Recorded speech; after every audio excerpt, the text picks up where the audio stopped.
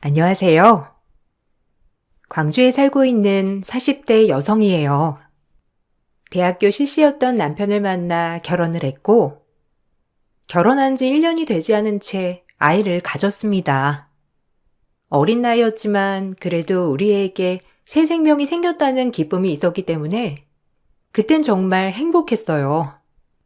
하지만 아이를 낳기도 전에 남편은 사고로 세상을 떠났고, 뱃속아이와 어떻게 살아가야 할지 막막할 뿐이었습니다.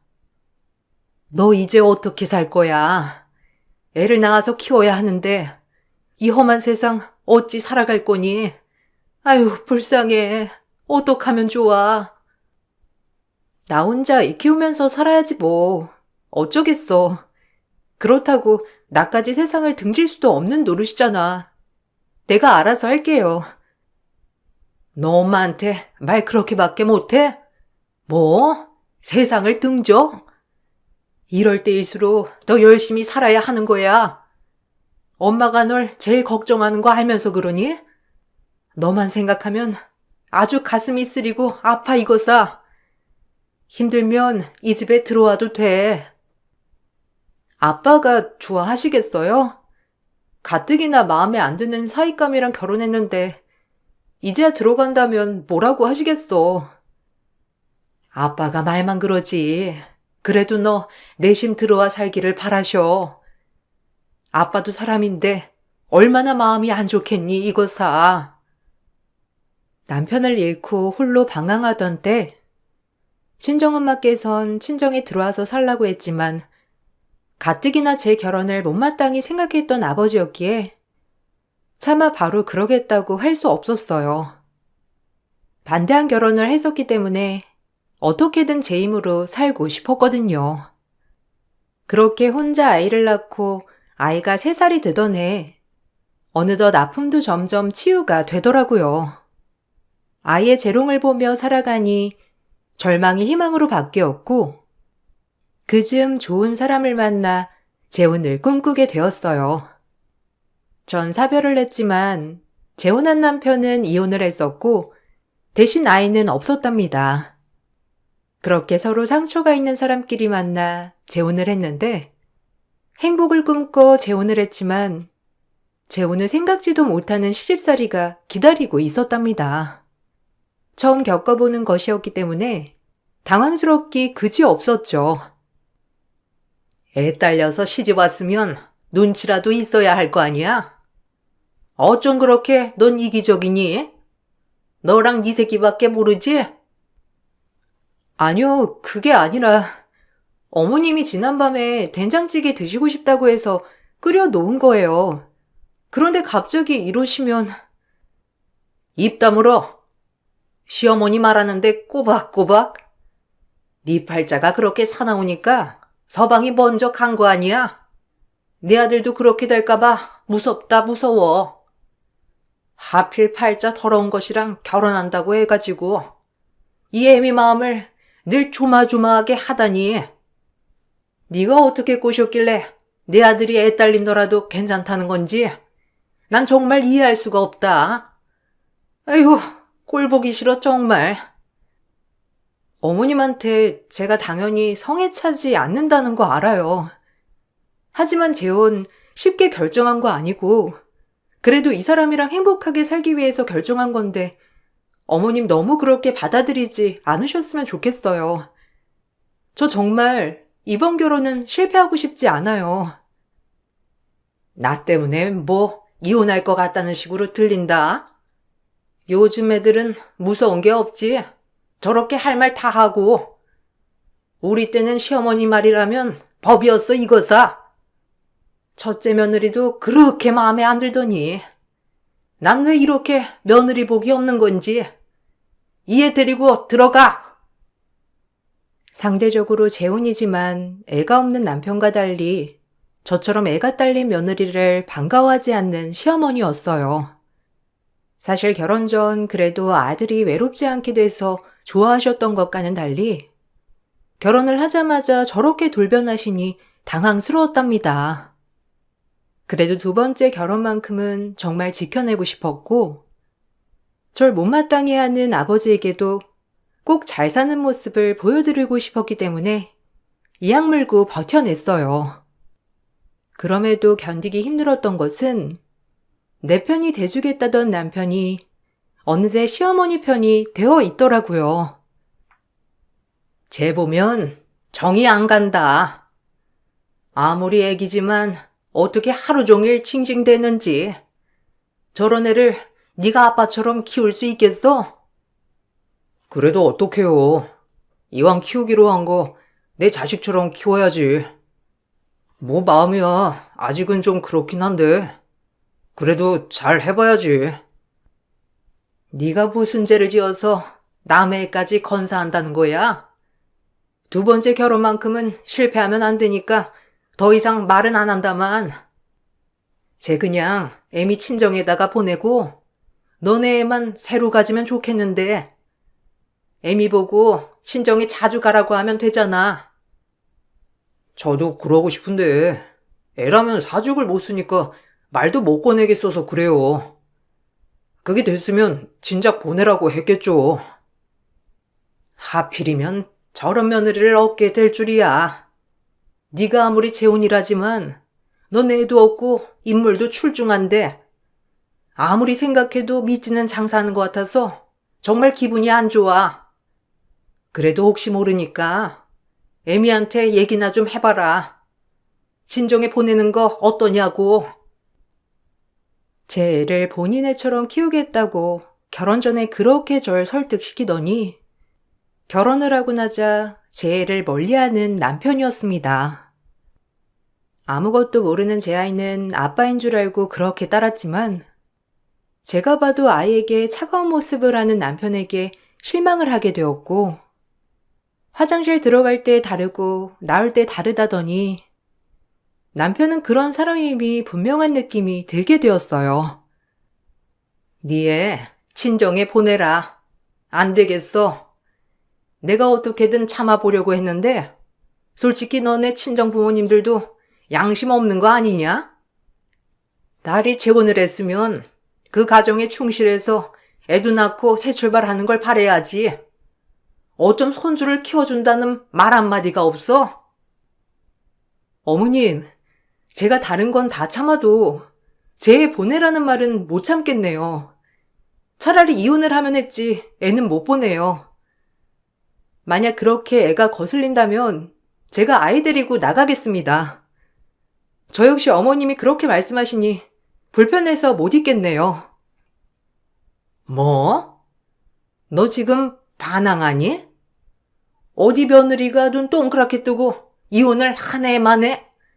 네가 그러니까 팔자가 세다는 거야. 네, 저 팔자 세요. 근데 애는 못 보내요. 애 없으면 저 죽은 거나 마찬가지니까요. 제가 왜 재혼을 했는데요. 본인 애처럼 잘 키운다고 했는데 이제 와서 이러면 저더러 어떡하라고요. 그러니까 애 보내라는 말은 두 번 다시 꺼내지 마세요. 아이 가지고 왈가왈부하시는 시어머니 때문에 못 살겠다고 생각이 들던 때였지만 그럼 아들이 또 두 번째 이혼남이 되는 건 싫었는지 더 이상 말씀을 하지 않으시더라고요. 그리고 남편 또한 저에게 엄청 섭섭하다는 듯이 얘기를 하는 게 이해가 가지 않았죠. 엄마 딴에는 그냥 솔직히 피도 안 섞인 남이니까 날 위해 그렇게 말씀하실 수 있는 거 아니야? 그렇다고 이혼이라니. 당신 뭐라고 했어?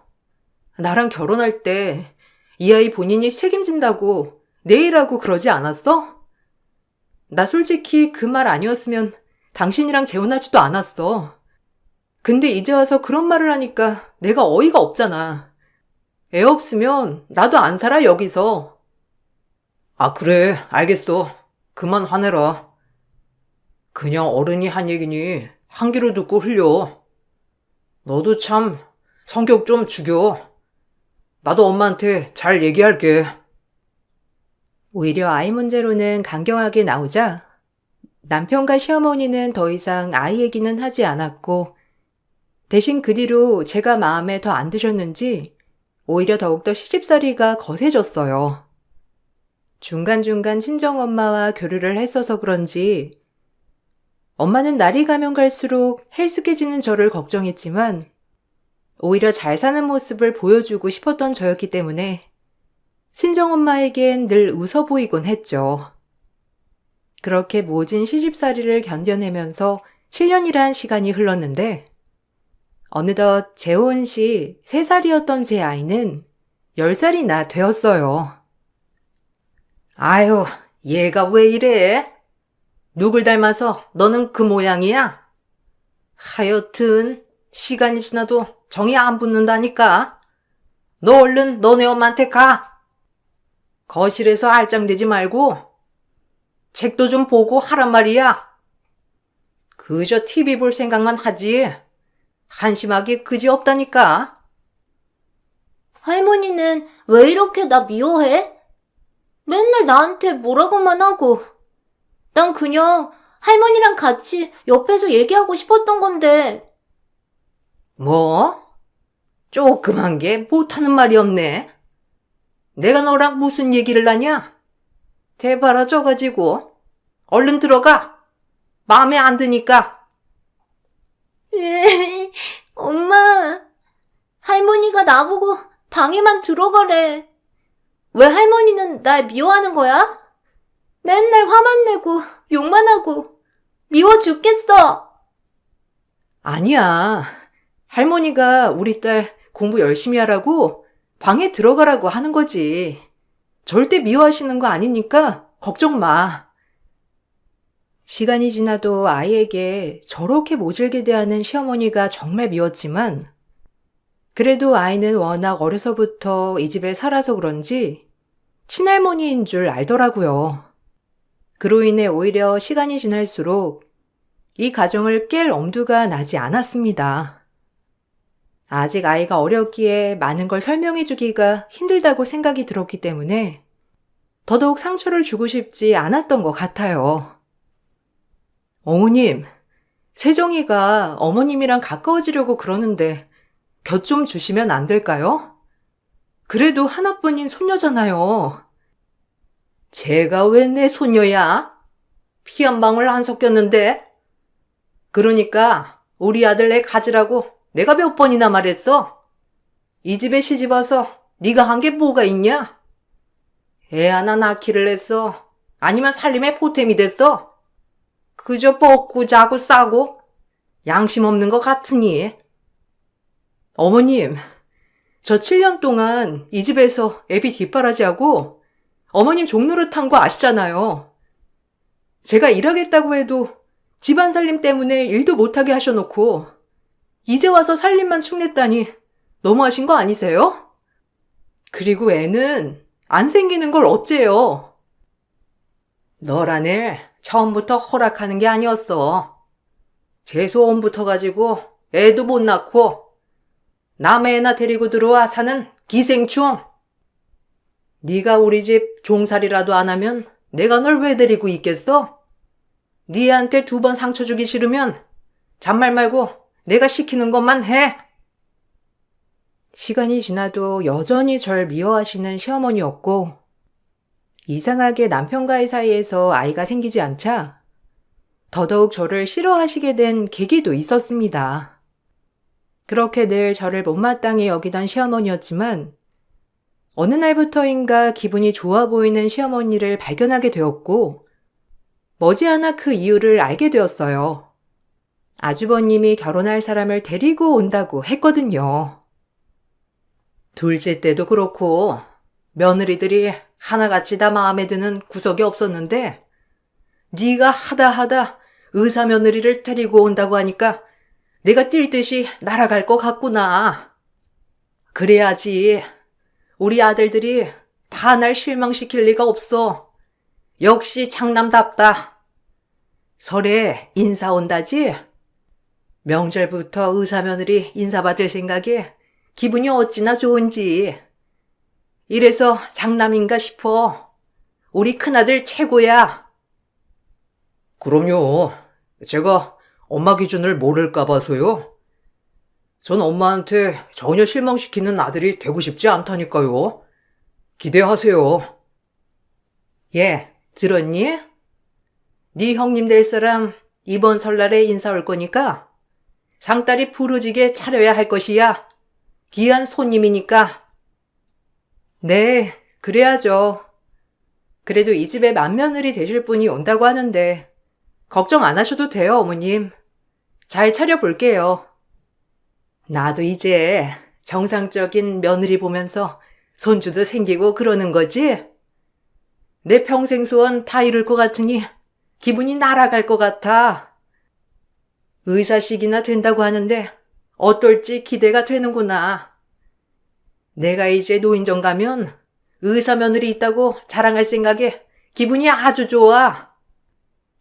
남편의 첫 번째 부인에 대해 전혀 물어보질 않아서 어떤 사람인지 모르겠지만 어머님은 늘 제 얘기를 하며 남편의 전처를 언급하곤 했는데 그때마다 둘 다 마음에 들지 않는다는 말이 대부분이었어요. 남편 또한 전처에 대해 좋은 기억이 없다고 하는 거 보면 이혼의 귀책 사유가 전처한테 있나 보다 싶을 정도로 생각이 들 정도였죠. 그런데다가 애딸린 저와 재혼을 한 남편을 보고 시어머니는 더욱더 마음에 안 들어하던 찰나였고 그때 마침 의사 며느리를 데려온다는 시숙의 말에 신이 났던 거예요. 어머님네는 재산은 많지만 아주버님과 남편이 학력이 얕았던 터라 시어머니는 잘난 며느리를 드리고 싶어한 것도 사실이었어요. 우리 첫째 며느리 새로 들어오걸랑 너네가 분가해서 나가라. 그동안 네 꼴 보는 것도 지긋지긋했으니까 알겠니? 엄마, 그래도 되겠어요? 그동안 엄마 손발이 돼준 게 이 사람인데 갑자기 없어지면 불편하지 않겠어? 당연하지. 우리 첫째 며느리가 그렇게 능력이 있는데 아줌마 하나 구해주겠지. 제가 그동안 내 수족처럼 손가발이 되어주었다만 쟤랑 제 딸내미 보면 진짜 속이 뒤집어져서 내 속이 말이 아니야. 그러니까 너희끼리 분가하고 살아 그냥. 죄송해요. 친손주 한번 안겨드리지 못해서.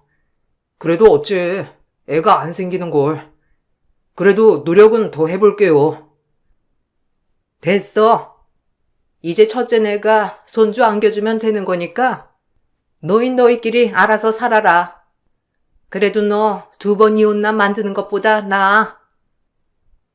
남편과 시어머니가 하는 얘기를 우연히 듣고는 어이가 없었고 제가 시어머니의 손과 발이라면서 남편이 지칭하는데 7년 동안 정말 시어머니의 노력살이를 한 것 같아 기분이 좋진 않았습니다. 그럼에도 저희 아이에게 아빠라는 자리를 만들어 주었으니 꾹 참아내야겠다고 또 한 번 이를 악물었는데 그저 아이에게 미안한 마음이 많이 들었기 때문에 이게 정답이라고 어리석게도 생각했던 거예요. 그리고 설 준비로 어김없이 시장을 봐오면서 집에 들어가고 있는데 제 인생을 바꿔놓을 한 사건이 일어나게 되었어요. 그 사건을 마음에 두고 의사 형님이 방문하기로 한 날이 되었고 시어머니는 들떠 있었어요. 나 진짜 어제 설레서 잠도 못 잤잖니. 나한테 의사 며느리라니. 우리 장남이 역시 한 건 할 줄 알았다. 몇 시쯤 온다니? 이제 도착할 때가 됐어요. 재수씨, 음식 다 준비해 놓으셨죠? 제 예비 신부가 특히나 해산물을 좋아하거든요. 지가 이런 거라도 해야 이 집에 붙어 있지. 애 딸려서 들어와 놓고 이런 것도 안 맞추면 여기서 살 수나 있을 것 같아? 그리고 제 딸한테 내가 무슨 말 할까봐 내 눈치를 얼마나 보는데. 그러니까 마음껏 부려 먹어라. 시킬 거 있으면 다 이해시켜. 역시나 아침부터 모진 소리를 하는 시어머니였고 드디어 의사 형님이 방문을 했는데 이 집 분위기와 어울리지 않게 정말 고급진 분위기로 집안을 압도시키더라고요. 그리고 역시나 시어머니와 가족들은 형님이 인사 온 날 절 가정부 취급을 하기 시작하며 오히려 형님을 치켜 세워주려는 모습을 보였고 그 모습을 보니 헛웃음이 나오기 시작하며 어이가 없더라고요. 어서 와요. 내가 진짜 기대했잖아. 해산물 좋아한다고 해서 잔뜩 준비해놨어. 얼른 들어와요. 아, 얘는 우리 집 둘째 며느리인데 신경 쓸 필요 전혀 없어. 뭐 그냥 우리 집 잔심부름이나 하는 애니까 혹시 뭐 필요한 거 있음 얘 불러다 시켜요. 네? 아, 뭐 사람한테 어떻게 그런 행동을 하겠나요? 일단 맛있는 거 준비해 주셔서 너무 감사드리고 잘 먹을게요. 어쩜 말하는 것도 이렇게 고급지고 우아한지. 의사하면서 힘들지는 않아요? 내 주변에 의사가 있다니 너무 좋은 거 있지? 시어머니의 저런 인사치레에 너무 화가 났지만 처음은 형님을 보고 참았습니다. 하지만 식사하는 내내 시어머니는 형님을 치켜 세워주려고 절 내리까더라고요. 그 모습에 형님 또한 엄청 불편한 기색이 엿보였고 저 역시 때가 되었다고 생각했어요. 형님은 제가 차려둔 음식에 먹는 신용을 하더니 제 딸아이를 한참 쳐다보더라고요. 무슨 할 말이 있는 것처럼 말이에요. 이제 슬슬 움직일 때가 되었나요? 그때 우리가 얘기한 거 이제 슬슬 움직일 때네요. 호의를 베풀 필요가 없어. 아니, 무슨? 아니, 둘째랑 아는 사이니? 둘이 오늘 처음 본 거 아니었어? 꼭 아는 사이처럼 말하네, 둘이. 안면 있을 리가 없잖아. 저 아이를 보니까 더더욱 마음이 다잡아지네요. 제가 그때 얘기한 거 기억하죠? 딸을 보고서라도 참으면 안 된다고요. 3살배기 자식을 데리고 재혼한 날 7년간 조선시대 천민처럼 부려댄 시댁. 설날 첫 인사 온 의학계 형님이 딸을 빤히 보더니 입을 열게 되었고 그 뒤로 믿기 힘든 대반전극이 펼쳐졌어요.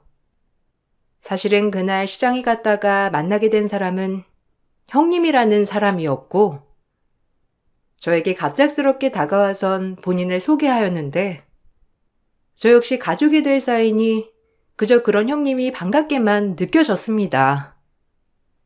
안녕하세요. 김의찬 씨 부인 되시죠? 저 이번에 인사하기로 한 김의찬 씨 형님 예비신부 될 사람이에요. 말씀 좀 나누실까요? 어머, 안녕하세요. 절 어찌 알고. 네네, 그러시죠. 와, 듣는 것보다 훨씬 더 미인이신데요? 요 앞에 카페 있어요. 그렇게 형님들 사람과 카페에 들어가게 되었고 형님은 그동안의 이야기를 구구절절 해주었는데 정말 충격적이었습니다. 그리고 왜 의사까지 된 사람이 이런 집안에 시집을 오려고 하는지 의아했지만 이 모든 사실을 듣고 이해가 단번에 가더라고요.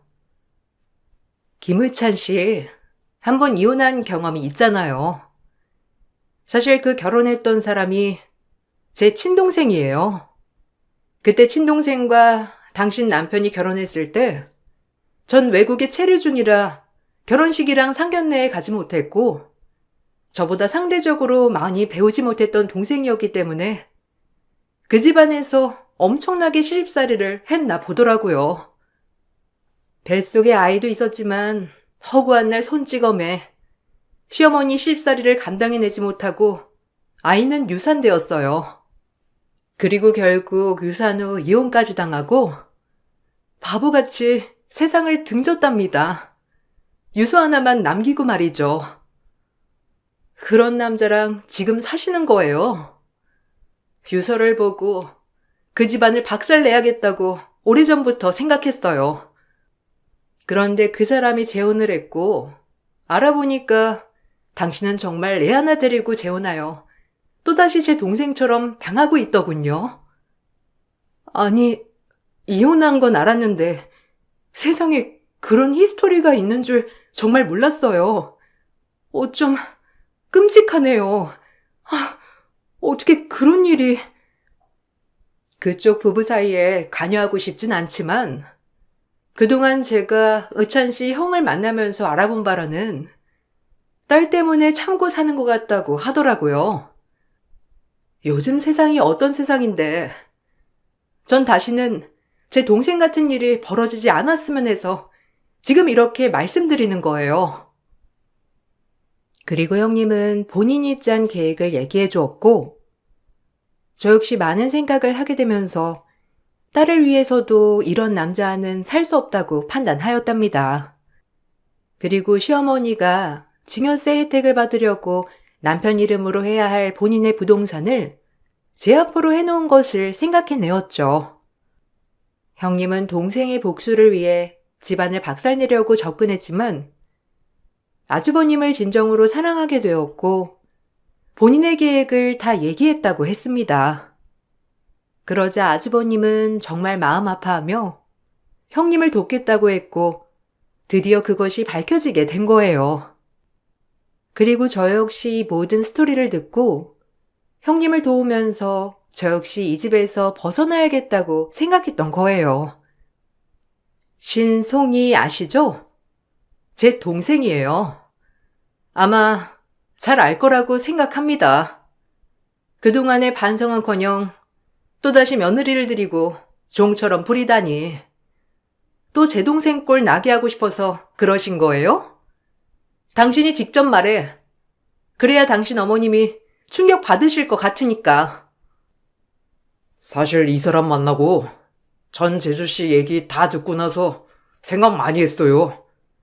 근데 이건 아니더라고요. 아무리 우리 엄마고 내 동생이지만 본인들만 생각하고 사는 건 아닌 것 같아서 전 이 사람 편에 서기로 했어요. 절 원망 마세요. 엄마가 뿌린 거니까. 그게 무슨 말이야? 편에 서다니? 아니 알아듣게 얘기를 해야지. 신송이가 네 동생이라는 거냐? 아니 어떡해. 그런 애가 네 동생이야. 저보다 많이 못 배우고 그랬지만 하나뿐인 제 동생이었어요. 아이까지 유산시키고 이혼까지 시킨 당신 인간이 아니지. 지금 이 사람 명의로 되어 있는 재산 제 동생한테 사죄하는 뜻으로 받아들이고 재산은 저희가 가져갈게요. 그러니 손가락 빠셔요. 뭐? 지금 네가 내 아들한테 대놓고 날 골탕 먹이려고 접근했다는 걸 내가 듣고 가만히 있을 것 같아? 의사라고 좋아했더니 순 머릿속에 똥만 찼잖아. 네 동생 죽은 걸 나보고 어쩌라는 거야? 지가 나약해서 죽은 걸 가지고? 와, 진짜 인성 파탄 난 건 진작 알고 있었지만 형님이 이렇게 얘기하면 미안하다고 사죄해야 하는 거 아닌가요? 진짜 문외인가? 너같이 종살이 하는 것은 조용해. 네가 감히 나한테 이래라 저래라야? 우리 아들들 여자복은 진짜 없다.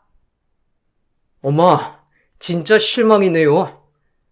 그래도 진심으로 사죄하고 용서를 구하면 이 사람도 용서할 생각이었나 본데 엄마의 이런 모습에 정말 실망했어요.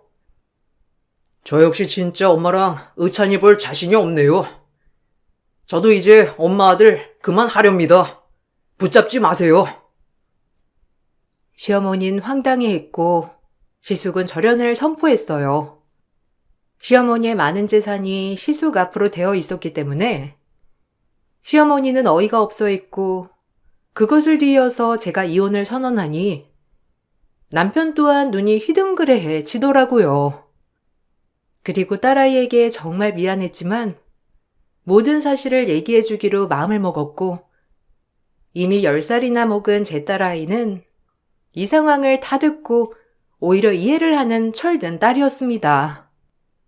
제가 그저 우리 딸아이를 너무 어리게만 본 것 같아 참 놀랄 따름이었죠. 그래놓고 뻔뻔하게 절 그렇게 노비 부리듯 부리면서 당당하게 살아요? 본인들 때문에 한 사람 인생이 쪽난 거 생각 못하고 나도 이런 집에서 더 이상 살고 싶지 않아. 이혼해. 당신들은 다 잃어봐야 정신을 차리지? 다른 거 다 필요 없어. 그냥 당신들한테 재산을 잇는다는 게 어떤 의미인지 다 아니까 내 이름으로 해놓은 땅 위자료라고 생각하세요. 이게 미쳤나? 그건 내놓고 꺼져야지. 그래, 넌 나가도 된다. 어차피 애도 못 낳고 애만 딸려와가지고 넌 필요 없어. 그 땅이나 조용히 내놓고 나가. 애도 못 낳는 걸 오냐오냐 했더니 이게 치형님 될 사람 등에 없고 기세등등이지? 이제 너랑 네 딸 꼴 안 봐서 나야 좋아. 재산 안 내놓으면 너네가 고소할 거니까 그리 알고 조용히 나가는 게 좋을 거야. 내가 당신 며느리 할 줄 알아? 내 예비 신랑이 당신이랑 절연 안 하면 이 결혼 안 하려고 했어. 그 사람은 죄가 없으니까. 근데 잘 봤죠? 지금 사태 파악 안 되나 본데 땅 하나라도 건지고 싶으면 이분한테 미안하다고 사죄해야 할 거예요. 아무래도 나보단 여기 동서될 사람이 더 가능성 있어 보이니까. 하지만 당신 이런 태도를 보니 우리 둘한테 다 용서받긴 글렀네요. 내가 큰애 명의로 재산을 해놓은 것은 어차피 이제 큰애가 날 모셔야 하니까 해놓은 건데 그러지 않을 거면 당장 내놔. 당신은 아들들도 다 돈으로 보이나 보죠? 정말 상종하면 안 되겠네요. 이런 사람이랑 가족으로 엮일 뻔했다니 위선자 같으니라고. 한순간에 모든 재산을 큰아들과 저에게 빼앗긴 시어머니였고 소송을 건다고 난리가 났습니다. 그러나 증여세를 감축시키려고 제 이름으로 해놓은 땅은 뺏을 도리가 없었고 오히려 이혼 소송에서 위자료를 줘야 할 판국이었어요. 그렇게 아주버님 이름으로 돼 있는 재산은 이미 아들에게 상속을 한 것으로 되어 있어서 다시 되찾아오기란 힘들었고 저한테도 마찬가지였습니다. 이제야 남편은 저에게 사죄를 하였지만 전 이 상황이 그저 충격이라 벗어나고 싶을 뿐이었고 사람 같지도 않았어요. 세정이가 날 아빠로 알고 있는데 너 진짜 너무한 거 아니냐? 내가 그래도 세정이한테는 진심으로 대했는데. 세정이도 당신 보기 싫대. 아니 그것보다 할머니가 오히려 본인 할머니가 아니라는 거에 안도하는 느낌이야. 나한테 미안하다고 해도 이젠 우린 끝났어. 당신한테 그런 과거가 있다고 진작 알았다면 절대 재혼하지 않았을 거야. 나도 참 어리석었지. 이번 일로 정말 많이 배웠다. 우리 딸한텐 나만 있으면 돼. 그리고 나만 열심히 살면 됐던 거야. 다 엄마 때문에 이렇게 벌어진 일이라니까. 엄마가 조종한 거라고. 그냥 이제 우리도 형네처럼 엄마 외면하고 살자. 아니, 당신도 똑같은 인간이야. 당신 형을 봐. 그런 사람 아니었잖아? 피는 못 속인다는데 당신은 그냥 그런 족속인 거야. 그리고 법정에서 돌아서는 길 형님을 마주하게 되었고 형님에게 정말 고맙다고 인사를 하였습니다. 인사를 하자 형님은 진심으로 절 위해 주었고 오히려 본인이 저를 조금이라도 도울 수 있음에 정말 행복하다고 말해주는 그런 착한 사람이었어요. 감사해요. 그리고 제가 왜 그렇게 살았는지 정말 모르겠네요. 아마 그쪽 아니었으면 아직까지 딸을 위한답시고 그런 집에서 버텼겠죠. 그런 사람은 아빠 자격이 아예 없는데 말이에요. 제 딸 때문에라도 이렇게 살면 안 된다고 해주셔서 감사합니다. 정말 많은 걸 배우게 된 것 같아요. 그때 형님을, 아니, 승미 씨를 안 만났으면 어떨까 아찔하기도 하네요. 제 동생 같아서요. 나이 또래도 비슷하고 똑같은 일이 반복되면 안 되잖아요. 그래서 그런 거니까 너무 고마워하지 않으셔도 됩니다. 어디서든 행복하게 사시길 바랄게요. 저 역시 이제 조금은 내려놓고 제 행복을 찾아보려고요. 동생 잃은 슬픔 어디에도 치유받을 순 없겠지만 그래도 동생이 정말 기뻐할 거예요. 그리고 저 역시 너무 감사드려요. 그렇게 마지막으로 형님이란 사람을 봤어요. 시어머니네와 손절하고 둘이서 조촐한 결혼식을 올리고 잘 산다고 하더라고요. 워낙 많은 재산이 아주버님 앞으로 되어 있었던 터라 사는데 지장이 없었고 시어머니와 남편은 얼마 남지 않은 재산 때문에 엄청 배 아파했어요. 저에게도 둘이서 위자료를 줘야 했기 때문에 더욱더 억울해 보이는 건 사실이더라고요. 아들 복 없는 게 며느리 복도 없다더니 어떻게 한 놈은 여자에 미쳐서 날 버리고 한 놈은 결혼하는 족족 저런 화상들이 걸릴 수가 있어? 내가 진짜 얼굴을 들고 다닐 수가 없다. 지금 내 손해가 어느 정도인 줄 알아? 자식이 다 원수라더니. 엄마가 전 와이프 마음에 안 들어 하시지만 않았어도 오히려 애 낳고 잘 살고 있을걸요? 다 엄마 욕심이에요. 너도 걔한테 손찌검하고 욕했잖아. 어디 원망할 데가 없어서 나한테 원망을 해? 너까지 날 아주 잘하면 버리겠다. 나쁜 자식. 엄마가 하도 마음에 안 든다 하니까 저도 무시했던 거라고요. 저 역시 엄마한테 질리네요. 진짜 평생 엄마 기대에 맞춰 살려고 했는데 이젠 그렇게 못하겠어요. 독거 노인으로 평생 살아보세요. 욕심이 짝짝꿍이던 남편과 시어머니는 결국 파탄이 났고 동네에서 아주 고약한 할머니라고 어머님은 소문이 났어요. 전 남편도 모든 걸 잃고 원양어선을 타러 간다는 말만 돌 뿐 호련히 자취를 감추었다고 하더라고요. 뭐 알 바는 아니지만요. 그리고 이 모든 일을 겪고 전 딸과 새 출발을 시작했는데 두 번째 결혼마저 파탄이 나서 친정아빠는 속상해 하셨지만 그래도 옛날처럼 질책하지 않고 오히려 저를 끌어안아 주시더라고요.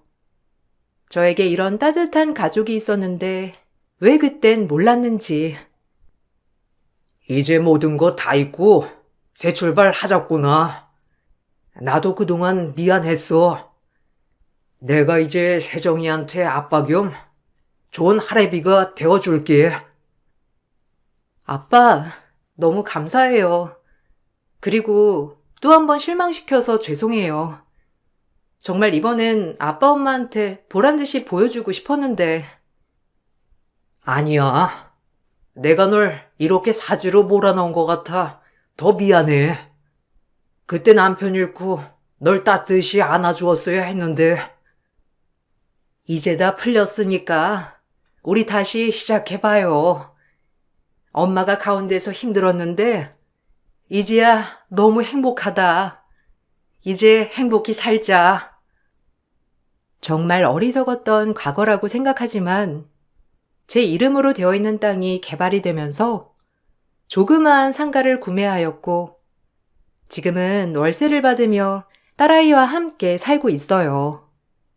그래도 충격받았을 딸아이지만 제 앞에선 티내지 않고 오히려 밝게 자라준답니다. 그리고 처음으로 세상을 떠난 딸아이 아빠에게 인사를 다녀왔는데 딸아이는 무엇보다 씩씩하게 아빠에게 쓴 편지를 고이 놓고 왔더라고요. 이제야 모든 게 제자리로 돌아온 것 같아 마음이 편안해지면서 전 남편에게 다시 한번 딸에게 상처를 주지 않겠다고 다짐했어요. 그렇게 제 마음도 다지며 앞으로는 딸을 위해서만 열심히 살려고 이 글을 적어 보았어요. 굴곡 많은 제 인생 이야기 들어주셔서 감사드리고 여러분들 앞날엔 행복한 날들만 펼쳐지길 바라겠습니다. 감사합니다. 안녕하세요.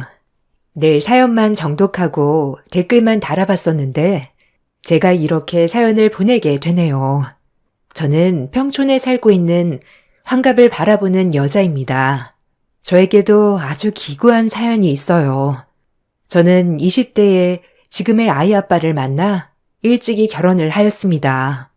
어린 시절 친정 아빠의 외도 때문에 엄마와 아빠가 이혼하신 틈에 엄마랑만 살아서 그런지 결혼을 더 빨리 하고 싶었던 것도 있었어요. 하루라도 빨리 가정을 꾸려 안락하게 사는 것이 저의 꿈이었거든요. 아빠의 부재로 인해 어려서 속상했던 사건들이 많이 있었기에 결혼을 해서 가정을 꾸린다면 나의 자녀에게 절대 부족함을 만들어주지 않으리라 다짐하며 성인이 되었죠. 그래서 처음 저에게 잘해주는 남편을 보고 한눈에 반해 바로 결혼을 결심한 것도 있었습니다. 그는 저에게 없는 아버지의 부재를 잘 채워주는 남자였어요. 인물도 좋고 성격도 활달하며 가정 환경도 반듯한 사람이었습니다. 그때는 그렇게 결혼을 왜 빨리 하고 싶었는진 모르겠지만 안락함을 느끼고 싶었던 것이 컸던 것 같아요. 가정이란 울타리를 잘 채우고 싶은 마음이랄까? 전 결혼을 하기 전 남자들에게 인기도 많았고 사내 연애였기 때문에 회사에서 꼭 아이 아빠를 칭하며 그 남자만을 조심하라 했지만 그때 당시에는 우스갯소리로만 생각했어요. 그렇게 연애를 하게 되었고 결혼까지 하게 되었죠. 저희가 결혼을 한다고 회사에 발표했을 때 모든 사람들이 축하해 주었던 반면 난색을 표하는 사람들도 있었죠. 그때는 그들의 난색이 이해가 가지 않았지만요. 아우, 상윤 씨, 뭐가 아쉬워서 자기가 저런 남자한테 시집가. 인물값 한다니까, 용만 씨는. 내가 잘 알아서 그래. 저런 남자 만나면 피곤해.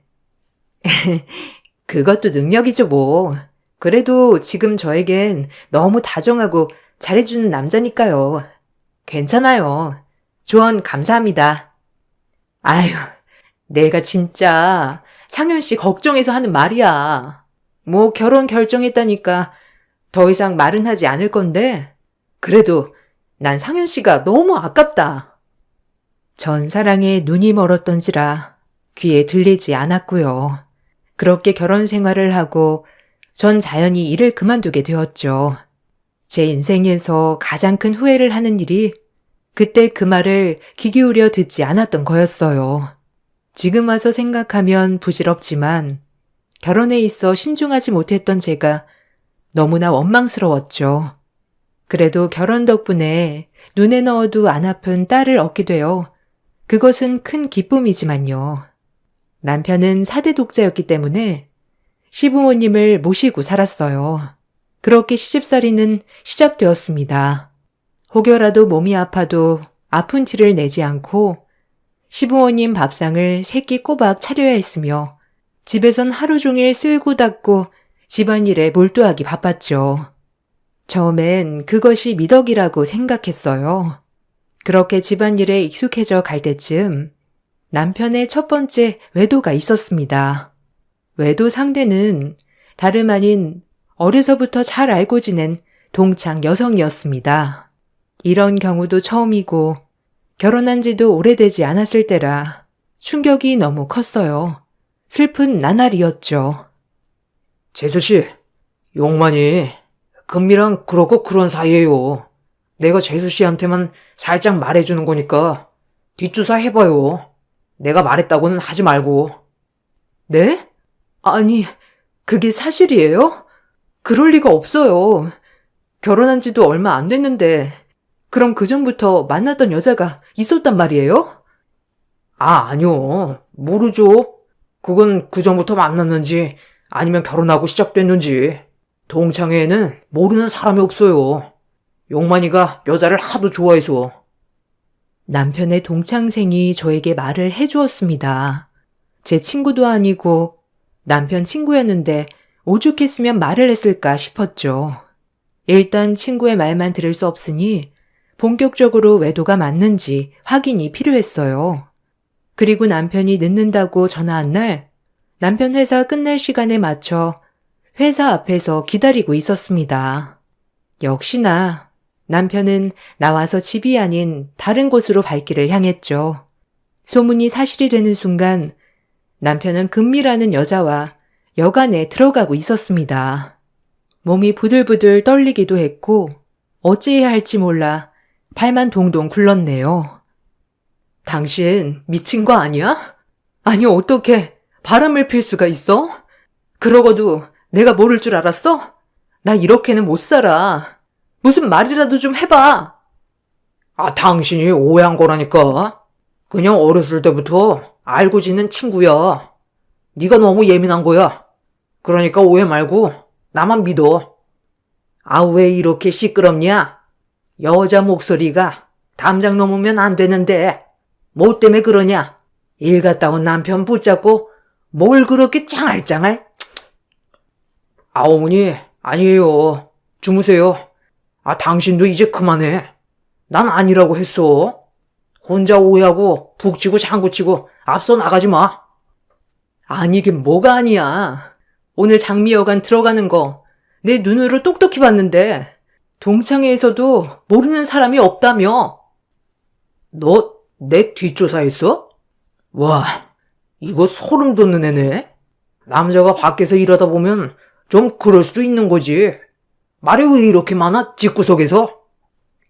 아가야, 조용히 해라. 아버님 계신다. 어디 파가지를 긁어대게. 아범, 피곤할 텐데 그만하고 어서 자거라. 시부모님과 같이 살았기 때문에 제가 남편에게 뭐라고 하려고만 치면 시어머님이 시끄럽다며 말을 못하게 하셨어요. 여자의 목소리가 담장을 넘어가면 안 된다고 말이죠. 그때는 남편이 하도 아니라고 하고 결혼한 지 얼마 되지 않았기 때문에 참고 넘어갔습니다. 명백히 여관에 들어가는 모습도 봤지만 애써 아니라는 남편의 말을 믿고야 말았죠. 그렇게 전 어리석었어요. 그리고 시간이 흐르자 시어머니는 임신을 왜 하지 않냐고 말을 하기 시작했습니다. 이상하게 저와 남편 사이에는 임신이 되지 않았죠. 임신을 하면 남편도 변할 거고 다시 예전의 남편으로 돌아오겠거니 생각했어요. 그래서 병원도 찾아다니고 임신에 좋다는 약도 지어 먹어봤지만 애석하게도 임신은 쉽지 않았어요. 그때 남편이 저에게 입양을 권유했습니다. 애를 원래도 좋아하는 남편이기도 했고 제가 정부 칠 때가 아예 없어서 그랬는지 남편은 적극적으로 입양을 권유했습니다. 살림살이가 여유가 있었기에 가능한 일이었죠. 그리고 저희는 그렇게 보육원에 갔습니다. 시어머님도 혹시라도 아기를 입양하면 아기가 생기지 않을까 하셔서 입양을 허락해 주셨어요. 대신 입양만큼은 아들이 아닌 딸로 선택하라고 말씀하셨죠. 저희는 그렇게 아이를 입양했습니다. 5살 난 어린 여자아이였지만 그때 당시에도 똑똑했네요. 다행히 시어머님도 곧잘 예뻐해 주셨고요. 저도 남의 아이라고 생각하지 않고 제 자식처럼 키웠네요. 낳은 정보다 기른 정이 크다는 말이 실감되었죠.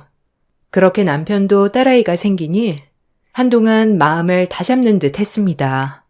그리고 기적처럼 저희에게 아들이 찾아왔어요.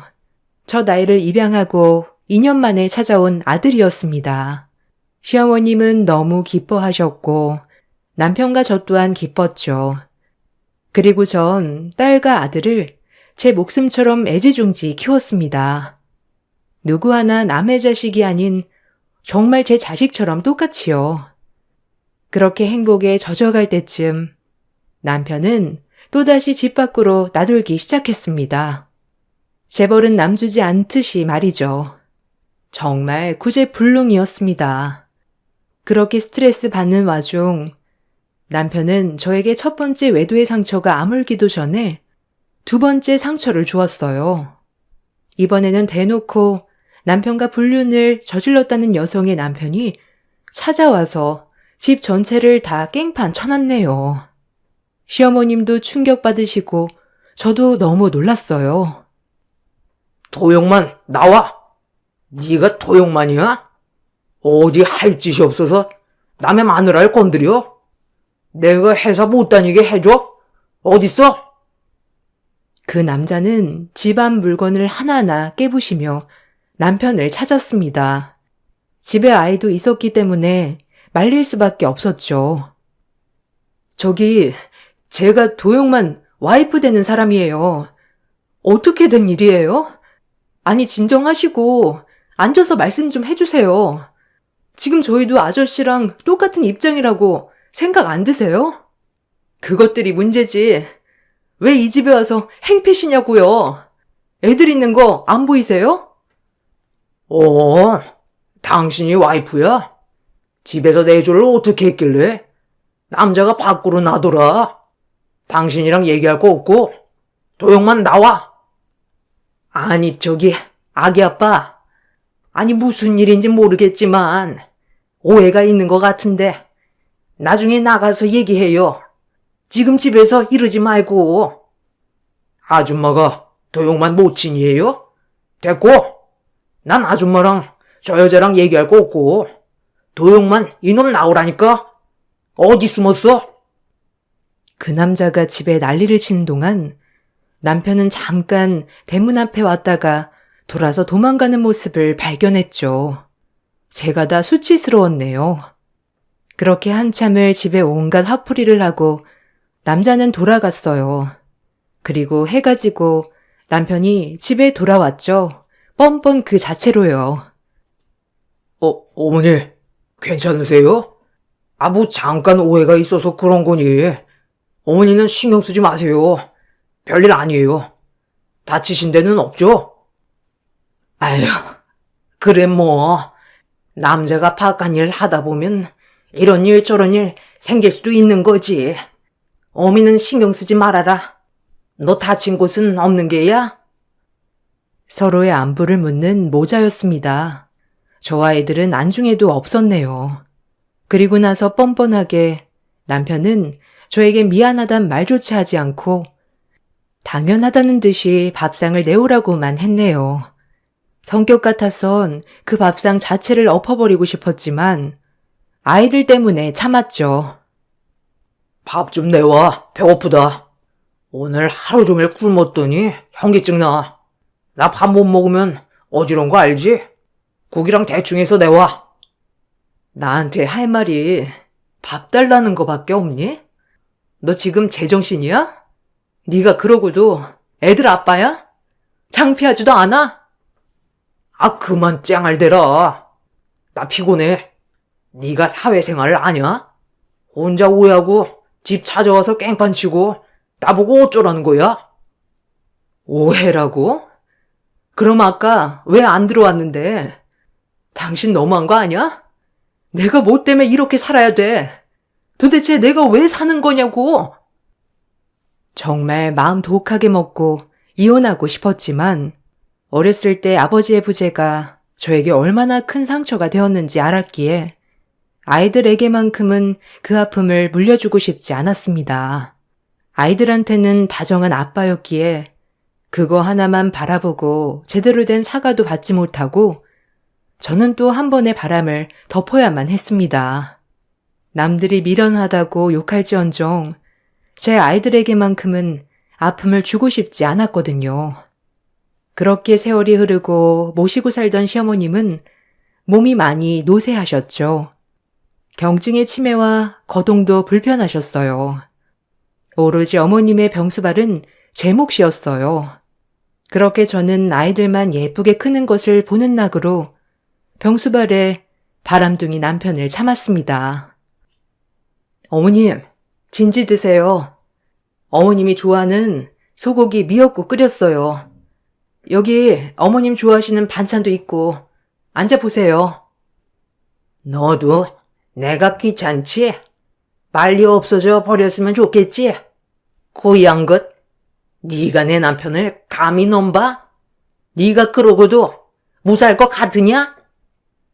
어머님은 종종 이렇게 사랑 구분 못하시고 치매의 모습들이 종종 나오곤 하셨죠. 차라리 말만 이렇게 하시면 참을만 했을 테지만 그때 어머님은 대소변도 못 가리시고 몸도 많이 노쇠해지셨죠.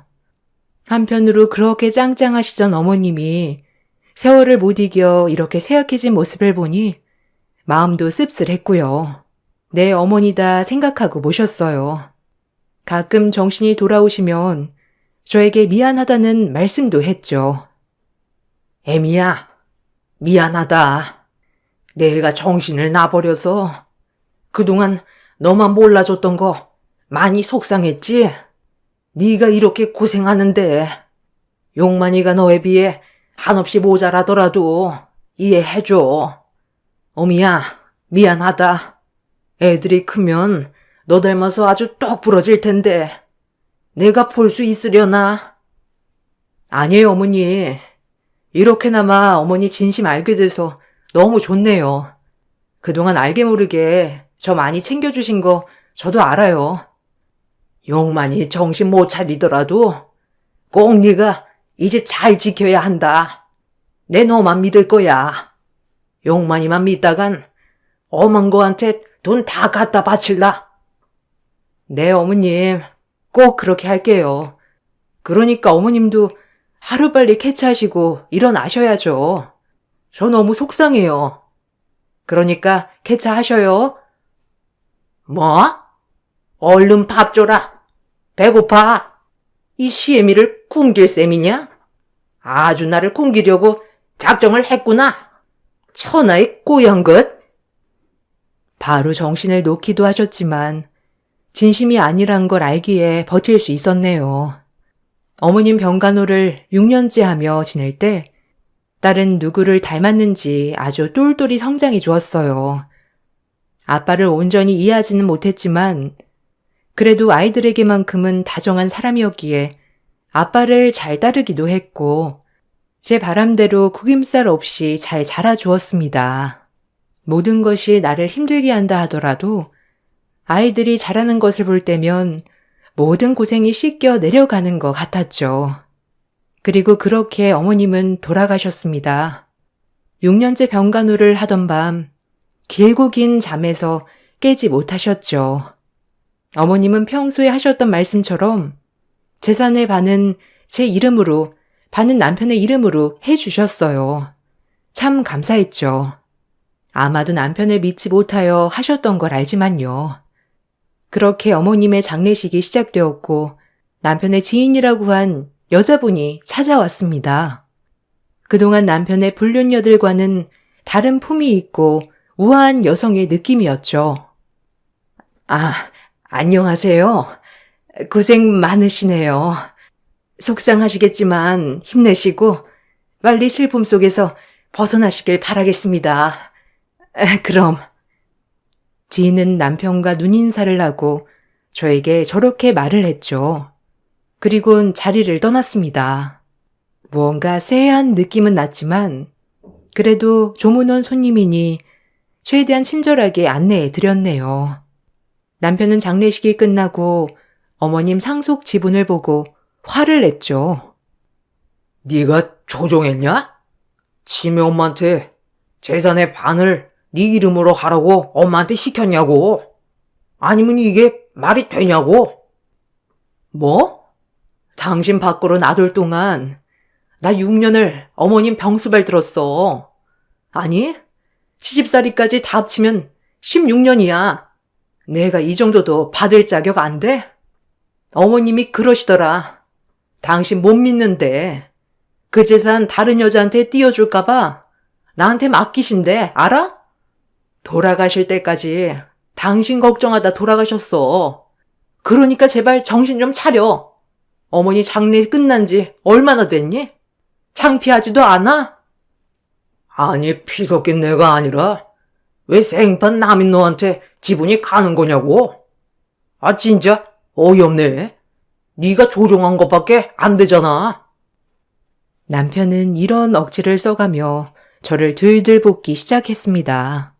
그리고 그 재산을 다시 포기하라는 각서를 종용했죠. 하지만 이제는 남편이 어떤 인간인지 알기에 절대 그럴 순 없었어요. 제 지분이 제 딸에게 가야 되기 때문이었죠. 혹시라도 남편에게 간다면 정말 얼마 가지 않아 다 다른 여자들에게 줄 것이 뻔했기 때문이었죠. 그렇게 남편을 무시한 채 지냈어요. 남편도 포기했는지 잠잠하더군요. 전 예전과 똑같은 생활로 돌아갔습니다. 이제는 딸이 학업에 조금 더 집중할 수 있게 딸의 수험 생활을 도왔고 제가 집에서 해야 할 일을 충분히 해냈네요. 그런 마음을 딸도 알아줬는지 공부에 큰 재능을 보이기도 했어요. 엄마, 나 오늘도 전교 1등이야. 난 공부가 너무 재밌어. 확확 눈에 띄게 성적이 보이잖아. 노력한 만큼 성과가 나오는 게 너무 좋아. 아휴, 고마워. 엄마는 유빈이가 이렇게 잘 자라준 것도 모자라서 훌륭하게 크고 있는 것 같아서 너무 기쁘다. 엄마 인생을 보상받는 것 같아. 아빠 때문에 속상하지. 아빠가 엄마 이런 마음을 잘 알아주면 좋을 텐데. 어떻게 모든 게 다 완벽하겠어. 안 그래? 그래도 엄마한테는 내가 있잖아. 그러니까 너무 슬프게 생각 말고 나를 보고 버텨. 알겠지? 내가 꼭 엄마 희망이 되어줄게. 속 깊은 딸의 언행에 감동을 받았고 그래도 남편을 참고 살았던 보상을 받는 기분이었습니다. 가슴에는 뜨거운 눈물이 흘렀죠. 딸이 수험생이다 보니 오히려 딸에게 집중할 수 있어 남편의 집착은 조금 넣어두었어요. 딸은 무사히 수험 생활을 마치고 원하던 학교에 입학할 수 있었어요. 자그마치 의대에 합격했답니다. 둘째는 공부를 잘하진 않지만 착하게 자라주었고요. 그리고 이렇게 좋은 날, 전 남편에게 이혼 통보를 받았습니다. 그것도 거의 일주일 만에 들어와서 한다는 소리가 이혼해달라는 소리였죠. 어처구니가 없었습니다. 남편에게 기대하는 것을 내려놓은 지가 옛날이었지만 막상 이혼 통보를 들으니 서럽고 마음이 사무치더군요. 내가 뭘 잘못했길래 이혼 통보를 하는 건지 그동안 애들 키우고 살림하고 병든 시어머니 수발에 북받쳐 올랐어요. 이혼해. 어차피 오래전부터 알았잖아. 이제 유빈이도 대학에 갔으니까 더 이상 이렇게 살기 싫다. 나도 사랑하는 여자랑 살고 싶어. 당신 제정신이야? 유빈이 대학 갈 날만을 기다린 거야 지금? 이혼 통보하려고? 이번엔 누구니? 내가 도대체 당신한테 뭘 잘못했길래 나한테 이러는 거야? 나 당신 만나서 지금까지 시부모 모시고 애 키우고 당신 뒷바라지하고 이런 나한테 왜 그래? 유성이는 그럼 유성이 아직 학생이야. 한참 사춘기 오면 아빠가 얼마나 필요하겠어. 그런데도 그러고 싶어? 불쌍하지도 않니? 미안해. 더 이상 할 말이 없다. 나도 이제 내 인생 살고 싶어. 그냥 놔주라 놔줘. 유빈이랑 유성이한테는 내가 알아서 설명할게. 뭐? 네 인생? 그럼 나는 그동안 내 인생 없어서 너희 집에 희생하고 살았는 줄 아니? 진짜 뻔뻔하기도 짝이 없지. 이번엔 어떤 여자야?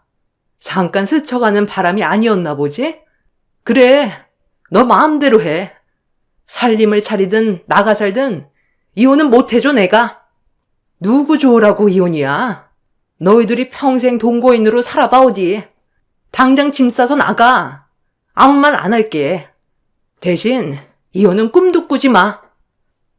그렇게 전 남편과 별거를 시작했습니다. 남편의 성격으로 1, 2년 정도 만나다 헤어질 것 같았지만 그 시간은 오래 갔어요. 간간히 이혼해달라고 전화가 와서 남편은 빌었지만 절대 해주지 않았네요. 누군가는 저보고 미련하다, 아집있다, 그냥 놔주고 너 인생 살아라 했지만 이혼 도장은 찍어주지 않았어요. 그 여자가 평생 남편의 동거녀로 살길 바랐거든요. 그렇게 남남으로 지내면서 아이들은 바깥에서 남편을 종종 만나기 시작했습니다. 아이들에게 아빠의 부재를 알려주고 싶지 않았기에 바깥에서 만남은 항상 허용했어요. 그리고 시간이 흘러 아들도 장성하고 딸은 의대를 졸업하여 의사가 되었습니다. 뿌듯했어요. 남편 복은 없어도 자식 복이 훌륭하니 이걸로 되었다 싶었죠. 그렇게 슬픔을 애써 기쁨으로 포장하고 살고 있을 때 딸아이는 이제 곧 결혼을 하겠다고 남자친구를 데리고 왔어요. 딸아이가 장성해서 결혼하겠다고 남자친구를 데리고 온 모습을 보니 어려서 키웠던 가정이 주마등처럼 스쳐 지나가더군요. 너무 마음이 이상하고 한편으론 너무 좋았습니다. 딸아이의 남편 될 사람은 듬직하고 딸아이를 살뜰히 챙겨주는 것 같았어요. 무엇보다 딸아이와 말하는 것이 서로 존중해주고 있다고 느껴 좋았네요. 어머님, 안녕하세요. 처음 뵙겠습니다. 유빈이 남자친구예요. 말씀 많이 들었는데 유빈이가 어머님을 많이 닮았어요. 아유, 그래요? 우리 유빈이 미인인데 그 말 들으니까 너무 영광인데. 아, 추운데 얼른 들어와요. 밖에 서 있지 말고. 엄마, 성준 씨 얼마나 다정다감한데 내가 말했지? 이렇게 내가 사랑하는 사람들이랑 있으니까 너무 좋다. 그렇게 인사는 잘 치렀고 딸은 본격적인 결혼 얘기를 하기 시작했습니다. 연애도 2년 정도 했으니 얼른 결혼을 하여 외국으로 공부를 하러 가고 싶다고 말했죠. 사위 될 사람도 의사였거든요. 딸의 결혼을 도우면서 남편도 만났네요. 그런데 이 과정에서 아주 어이가 없는 일이 벌어졌어요. 딸의 상견례 날 서둘러 차에서 내리려고 하는 그때 밖에서 남편과 불륜녀가 상견례장으로 들어가고 있었지 뭐예요. 순간 너무 당황했죠. 이게 무슨 상황인가 싶었어요. 그리고 제가 뒤따라 들어가 보니 이미 사이 될 사람 부모님을 만나 악수를 하고 있더군요. 딸과 사이는 그날 조금 늦게 도착하여 부모님끼리 만나고 있었답니다. 제가 너무 놀라 식당을 빠져나오자 멀리서 딸이 걸어오더군요. 그리고 딸도 어처구니 없어 했죠. 엄마, 왜 안 들어가? 안 추워? 아마 어머님, 아버님 와 계실 건데. 난 조금 늦는다고 말씀드렸거든. 아빠 와 있지? 아니, 그게... 네 아빠가 글쎄 같이 사는 여자를 데리고 들어가서 내가 너무 당황해서 나왔어. 혹시라도 사돈들은 모르실 거 아니야. 안 그래? 아휴, 미안하다. 엄마가 이러려고 한 게 아닌데. 네 아빠 진짜 어쩜 좋으니, 유빈아? 뭐? 아빠 진짜 미친 거 아니야? 됐어. 엄마, 집에 가자. 내가 어머님, 아버님한테 다 말씀드릴게. 요즘 별거가 흠도 아니고 내 잘못도 아니잖아, 안 그래? 그냥 엄마는 그런 줄 알아. 나도 아빠 지금 너무 보기 싫네. 그냥 가자. 딸은 제 손을 이끌고 상견례장을 벗어났습니다. 사위에게는 딸이 급히 배탈이 나서 오던 중에 병원에 갔다고 전하였고 저는 급히 남편에게 전화를 걸었죠. 정말 이가 부득부득 갈렸어요. 끝까지 이렇게 해야 하는지 그 자리가 어느 자리라고 그러는 건지 따져 물었죠. 당신 미친 거 아니야? 그 자리가 어느 자리라고 불륜녀를 데리고 가. 유빈이 오늘 그 모습 보고 바로 뛰쳐나왔어, 알아? 당신이 그러고도 사람이야? 넌 진짜 구제불능이야. 나이를 처먹나 안 먹나 어쩜 그리 똑같니? 너를 만난 게 내 인생의 최악이야. 그러니까 깔끔히 이혼해줬으면 좋잖아. 그리고 너 이 사람이 어떤 사람인데 함부로 불륜녀 취급이야? 너보다 훨씬 많이 배우고 얼마나 똑똑한 여자인데 의사라고 네가 그렇게 말을 해 감히? 어쨌든 난 혼주석에 내 여자 앉힐 거니까 네 마음대로 해. 네가 엄마라고 나타나 보던지. 그 여자도 그렇게 하자고 하지? 둘 다 제정신이 아니구나. 한 명이라도 덜 미쳐야지. 하긴 둘 다 미쳤으니 지금 그러고 살고 있겠지만. 남편은 제가 이혼을 안 해준 것이 분하여 이렇게 작정을 하고 저를 골탕 먹인 것이었어요. 제가 더 이상 할 말이 없었습니다. 유빈아, 그냥 엄마는 결혼식에 참석만 할게. 혹시라도 엄마 아빠 때문에 네가 시어른한테 결혼도 가기 전에 안 좋은 모습 보이면 어떡하니? 결혼식 끝나고 아빠랑 단판 지을 거야. 일단은 그냥 이렇게 하자, 어? 엄마도 너무 속상해. 엄마, 진짜 바보야? 그 혼주 자리가 어떤 의미인지 몰라? 나 5살 때 입양해줘서 엄마가 나 이렇게 이쁘고 훌륭하게 키워줬는데 어떻게 그런 자리를 그 더러운 불륜녀한테 앉으라고 할 수 있어? 엄마는 그런 말이 쉽게 나와? 그러니까 맨날 당하고 살지. 전 딸을 계속 구슬렸어요. 혹여나 딸이 책 잡힐까봐 시 어른들한테는 절대 말하지 말고 그냥 조용히 넘어가자고 했네요. 그렇게 어이가 없는 상황들이 지나가고 딸의 결혼식이 되었죠. 정말 억울하고 분노가 치솟았지만 딸의 결혼식을 참석했습니다. 그렇게 결혼식이 시작되고 혼주석에는 잘난 불륜 남녀 한 쌍이 앉아 있었죠. 이가 갈렸어요. 그렇게 불륜녀가 엄마 행세를 하고 딸이 입장하는 순간 불륜녀는 소스라치게 놀라며 일어나서 입장하는 딸의 얼굴을 살피기 시작했죠. 그리고 딸의 손목에 있는 특이한 큰 점 3개를 확인하고 옆에 있던 남편에게 소리를 질러댔습니다. 그 목소리가 하객석에 있는 저희에게까지 다 들릴 정도로 말이죠. 아니, 정말 당신 딸이에요? 당신 딸 맞아요? 수연이 아니야? 수연이 맞지? 이제야 찾는구나. 그리고 너무 잘 컸어. 이 말만을 남기고 졸도를 하였어요. 거의 발작 수준으로요. 장례는 아수라장이 되었고 의무팀이 와서 불륜녀를 실어갔죠.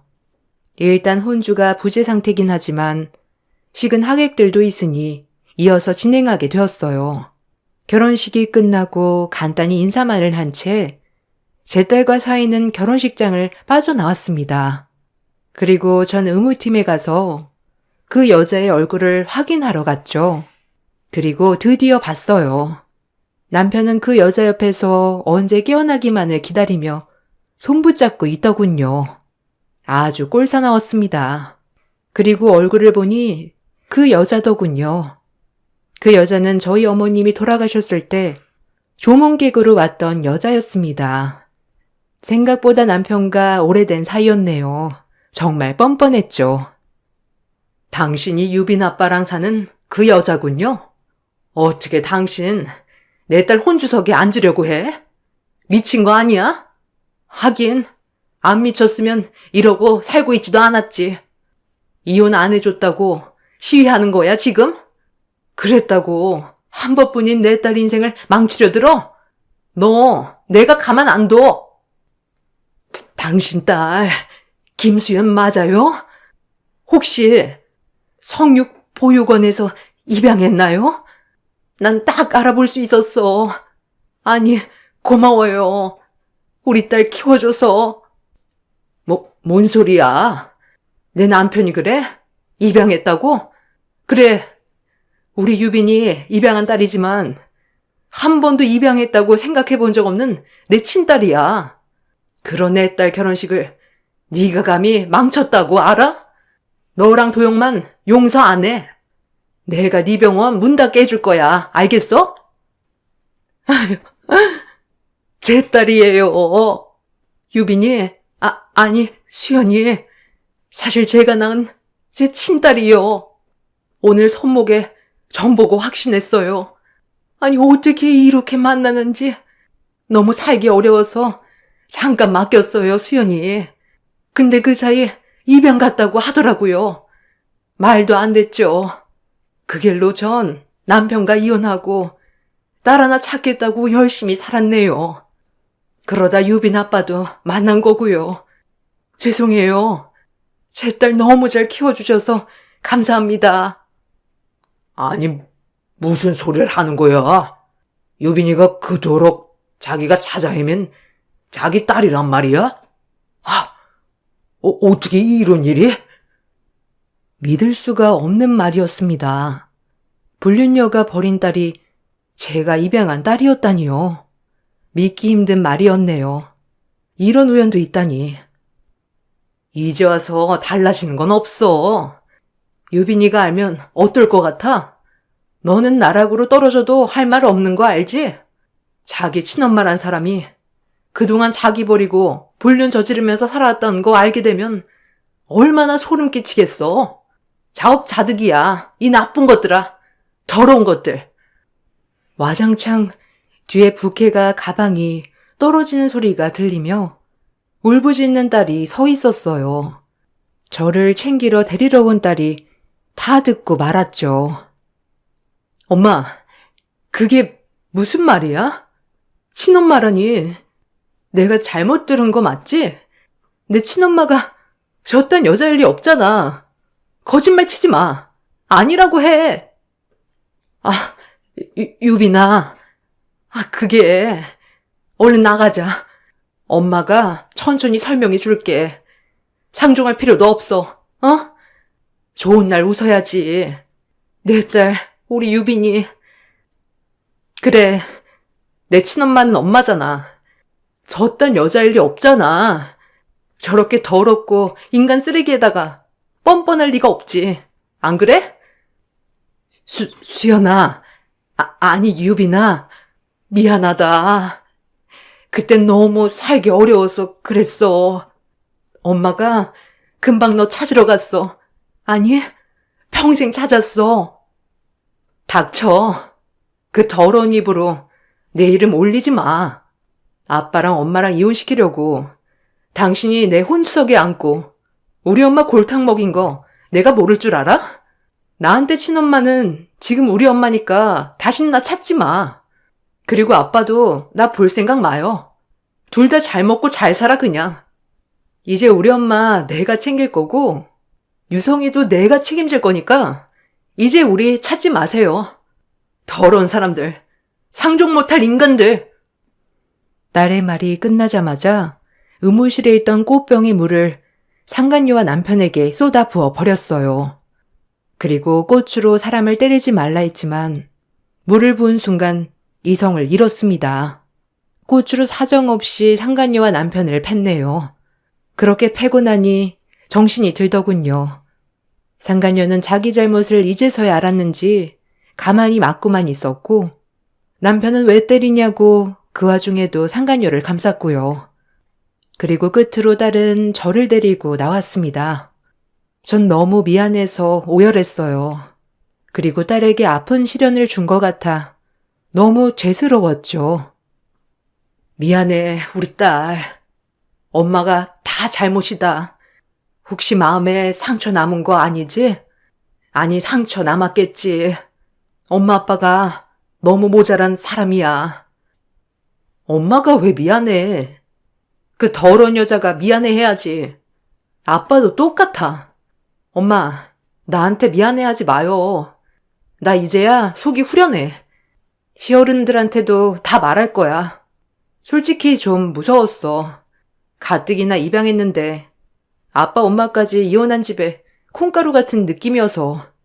근데 엄마가 양보하겠다고 했을 때 솔직히 내심 좋았다?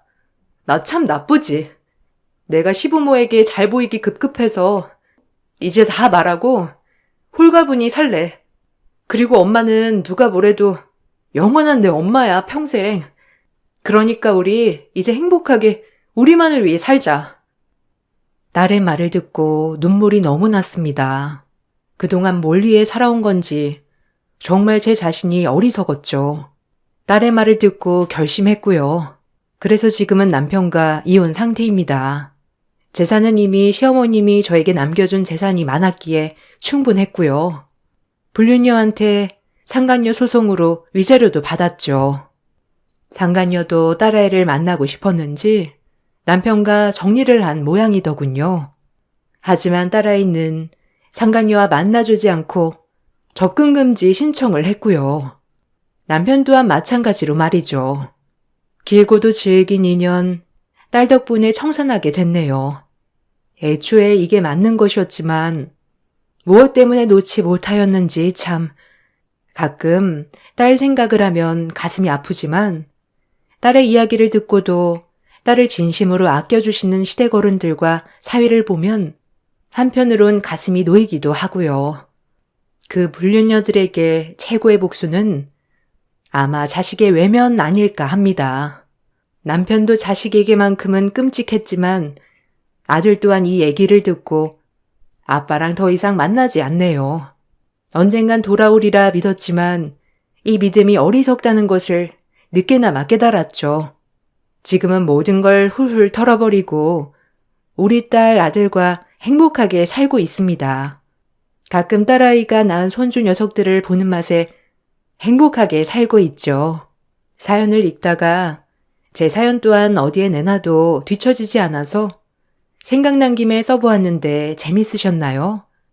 추운 겨울 옷 따뜻이 입으시고 행복한 하루 보내세요.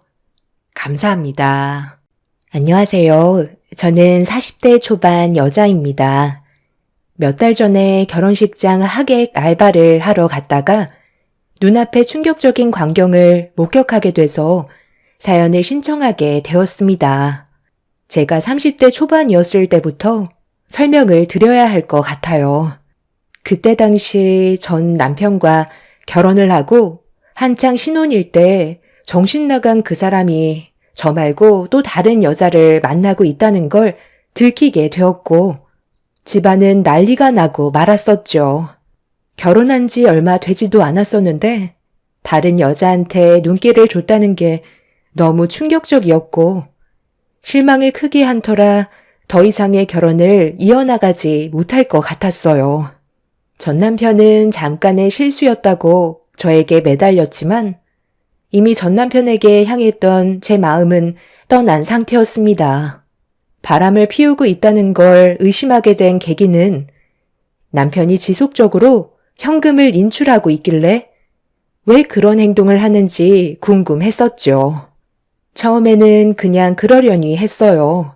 현금이 필요할 때도 있으니까 별 신경을 쓰지 않고 있었는데 이런 일이 반복적으로 일어나다 보니 무엇 때문에 현금을 지속적으로 인출하는 건지 지켜보게 되었습니다.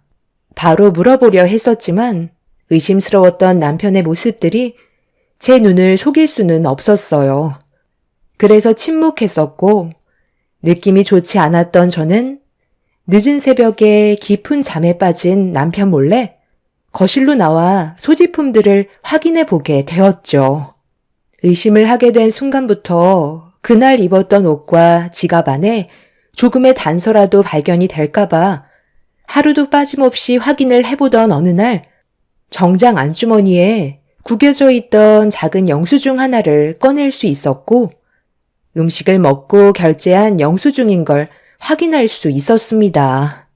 여자의 촉이라는 게 정말 무섭다는 걸 그때 저도 느낄 수 있었을 만큼 그 영수증에 계산된 금액을 보니 혼자 음식을 먹은 건 아닌 것 같고 둘이서 먹은 것 같더라고요. 다음날 영수증에 찍혀있던 시간대를 확인하고 식당에 찾아가 그 시간에 녹화되어 있는 CCTV를 확인해 달라고 부탁을 하게 되었었죠. 제 사정을 설명하니 식당 사장님께서 바로 보여주시더라고요.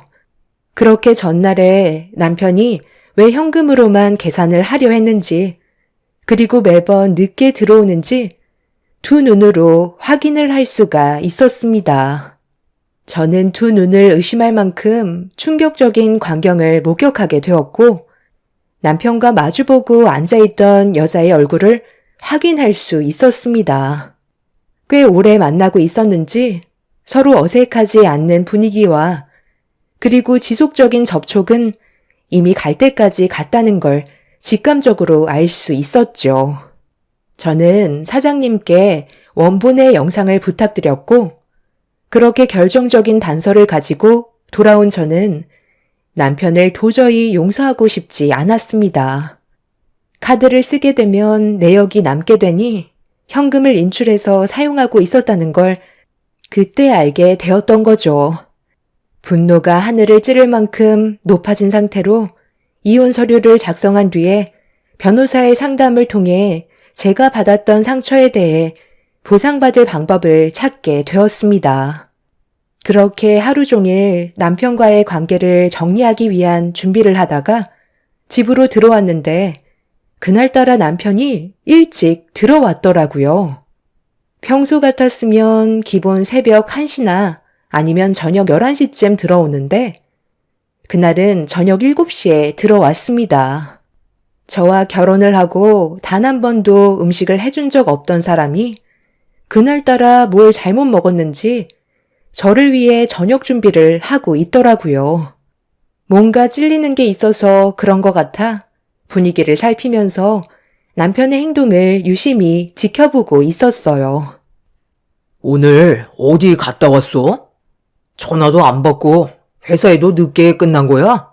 내가 그동안 당신한테 밥 한 끼 차려준 적이 없었잖아. 그래서 고생하는 당신을 위해 준비했지. 그런데 이거 어쩌지? 나는 오늘 밥 생각이 별로 없어서 일찍 쉬어야 할 것 같은데. 지금 많이 피곤한 상태거든. 오늘 하루 나에게 중요한 일을 처리하느라 많이 지쳐 있어서 지금은 쉬고 싶어. 당신 혼자 먹어. 나는 들어가 볼게. 그리고 평소에 안 하던 짓을 왜 하고 그래? 나한테 뭘 잘못한 것 같은 느낌이 들잖아. 잠깐만. 당신 혹시 내 정장 안에 영수증 하나 못 봤어? 어제 분명히 있었던 것 같은데. 내가 기억을 못하는 건지 찾을 수가 없네.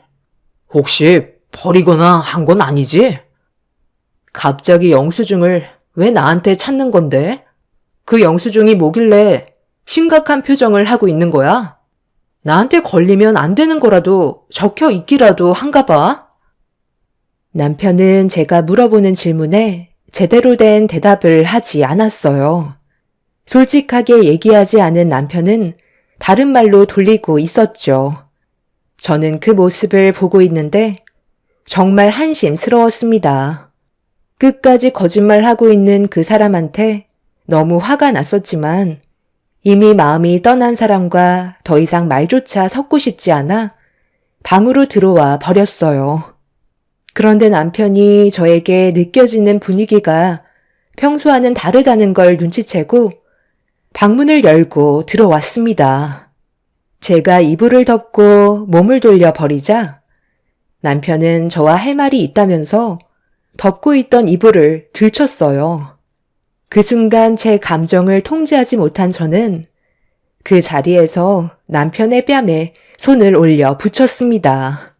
그리고 제 지갑 안에 들어있던 영수증을 꺼내 남편의 얼굴에 던져 버렸죠. 고개를 떨구고 있던 그 사람은 저를 보며 천천히 무릎을 꿇었습니다. 여보, 아주 잠깐의 실수였어. 이날 만났던 게 마지막이었다니까. 내가 진심으로 사랑하는 사람은 당신이라고. 나도 사람이야. 양심은 아직 남아있고 지금의 가정을 깨고 싶지 않아.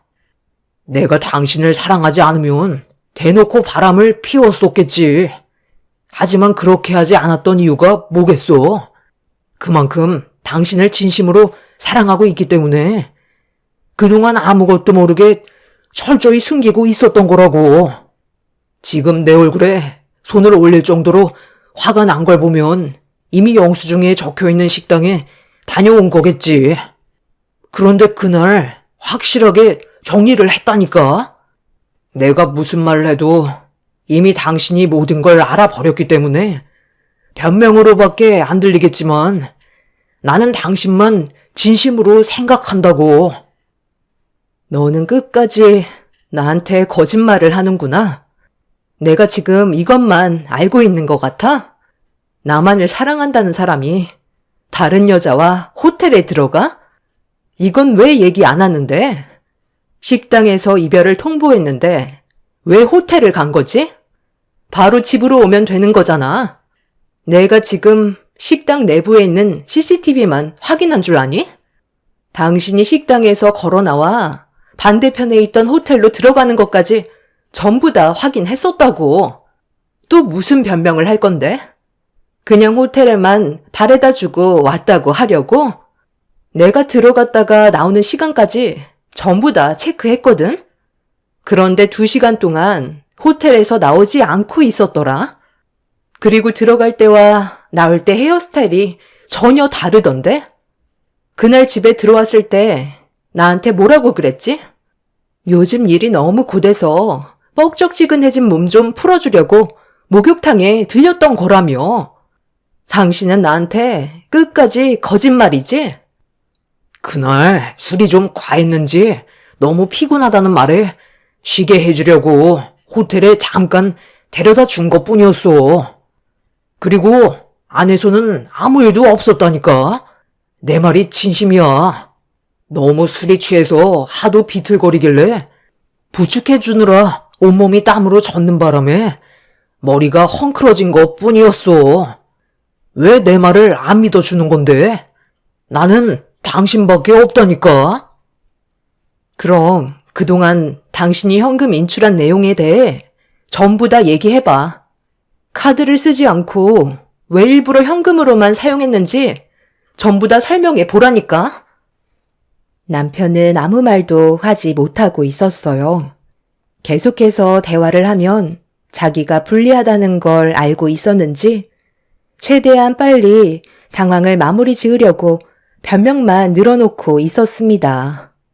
조금도 솔직해지려 하지 않는 남편의 모습에 너무 많은 실망을 하게 되었고 더 이상의 미래를 함께할 수 없다는 확신이 들었어요. 한 공간에 있는 것조차 너무 소름 끼치고 싫어서 짐을 챙기기 시작하자 무릎을 꿇고 있던 남편이 솔직하게 모든 걸 털어놓으면 한 번만 기회를 줄 수 있겠냐는 말에 일단 들어보겠다며 남편의 말을 유도했어요. 그리고 저는 핸드폰을 만지는 척 하면서 녹음 기능을 틀어 남편이 저지른 일들에 대해 전부 녹음을 하게 되었습니다. 비는 못 속인다고. 내가 우리 아버지를 닮아서 그런 거지. 당신을 진심으로 사랑해서 결혼을 했는데도 다른 여자들이 계속해서 눈에 들어오더라고.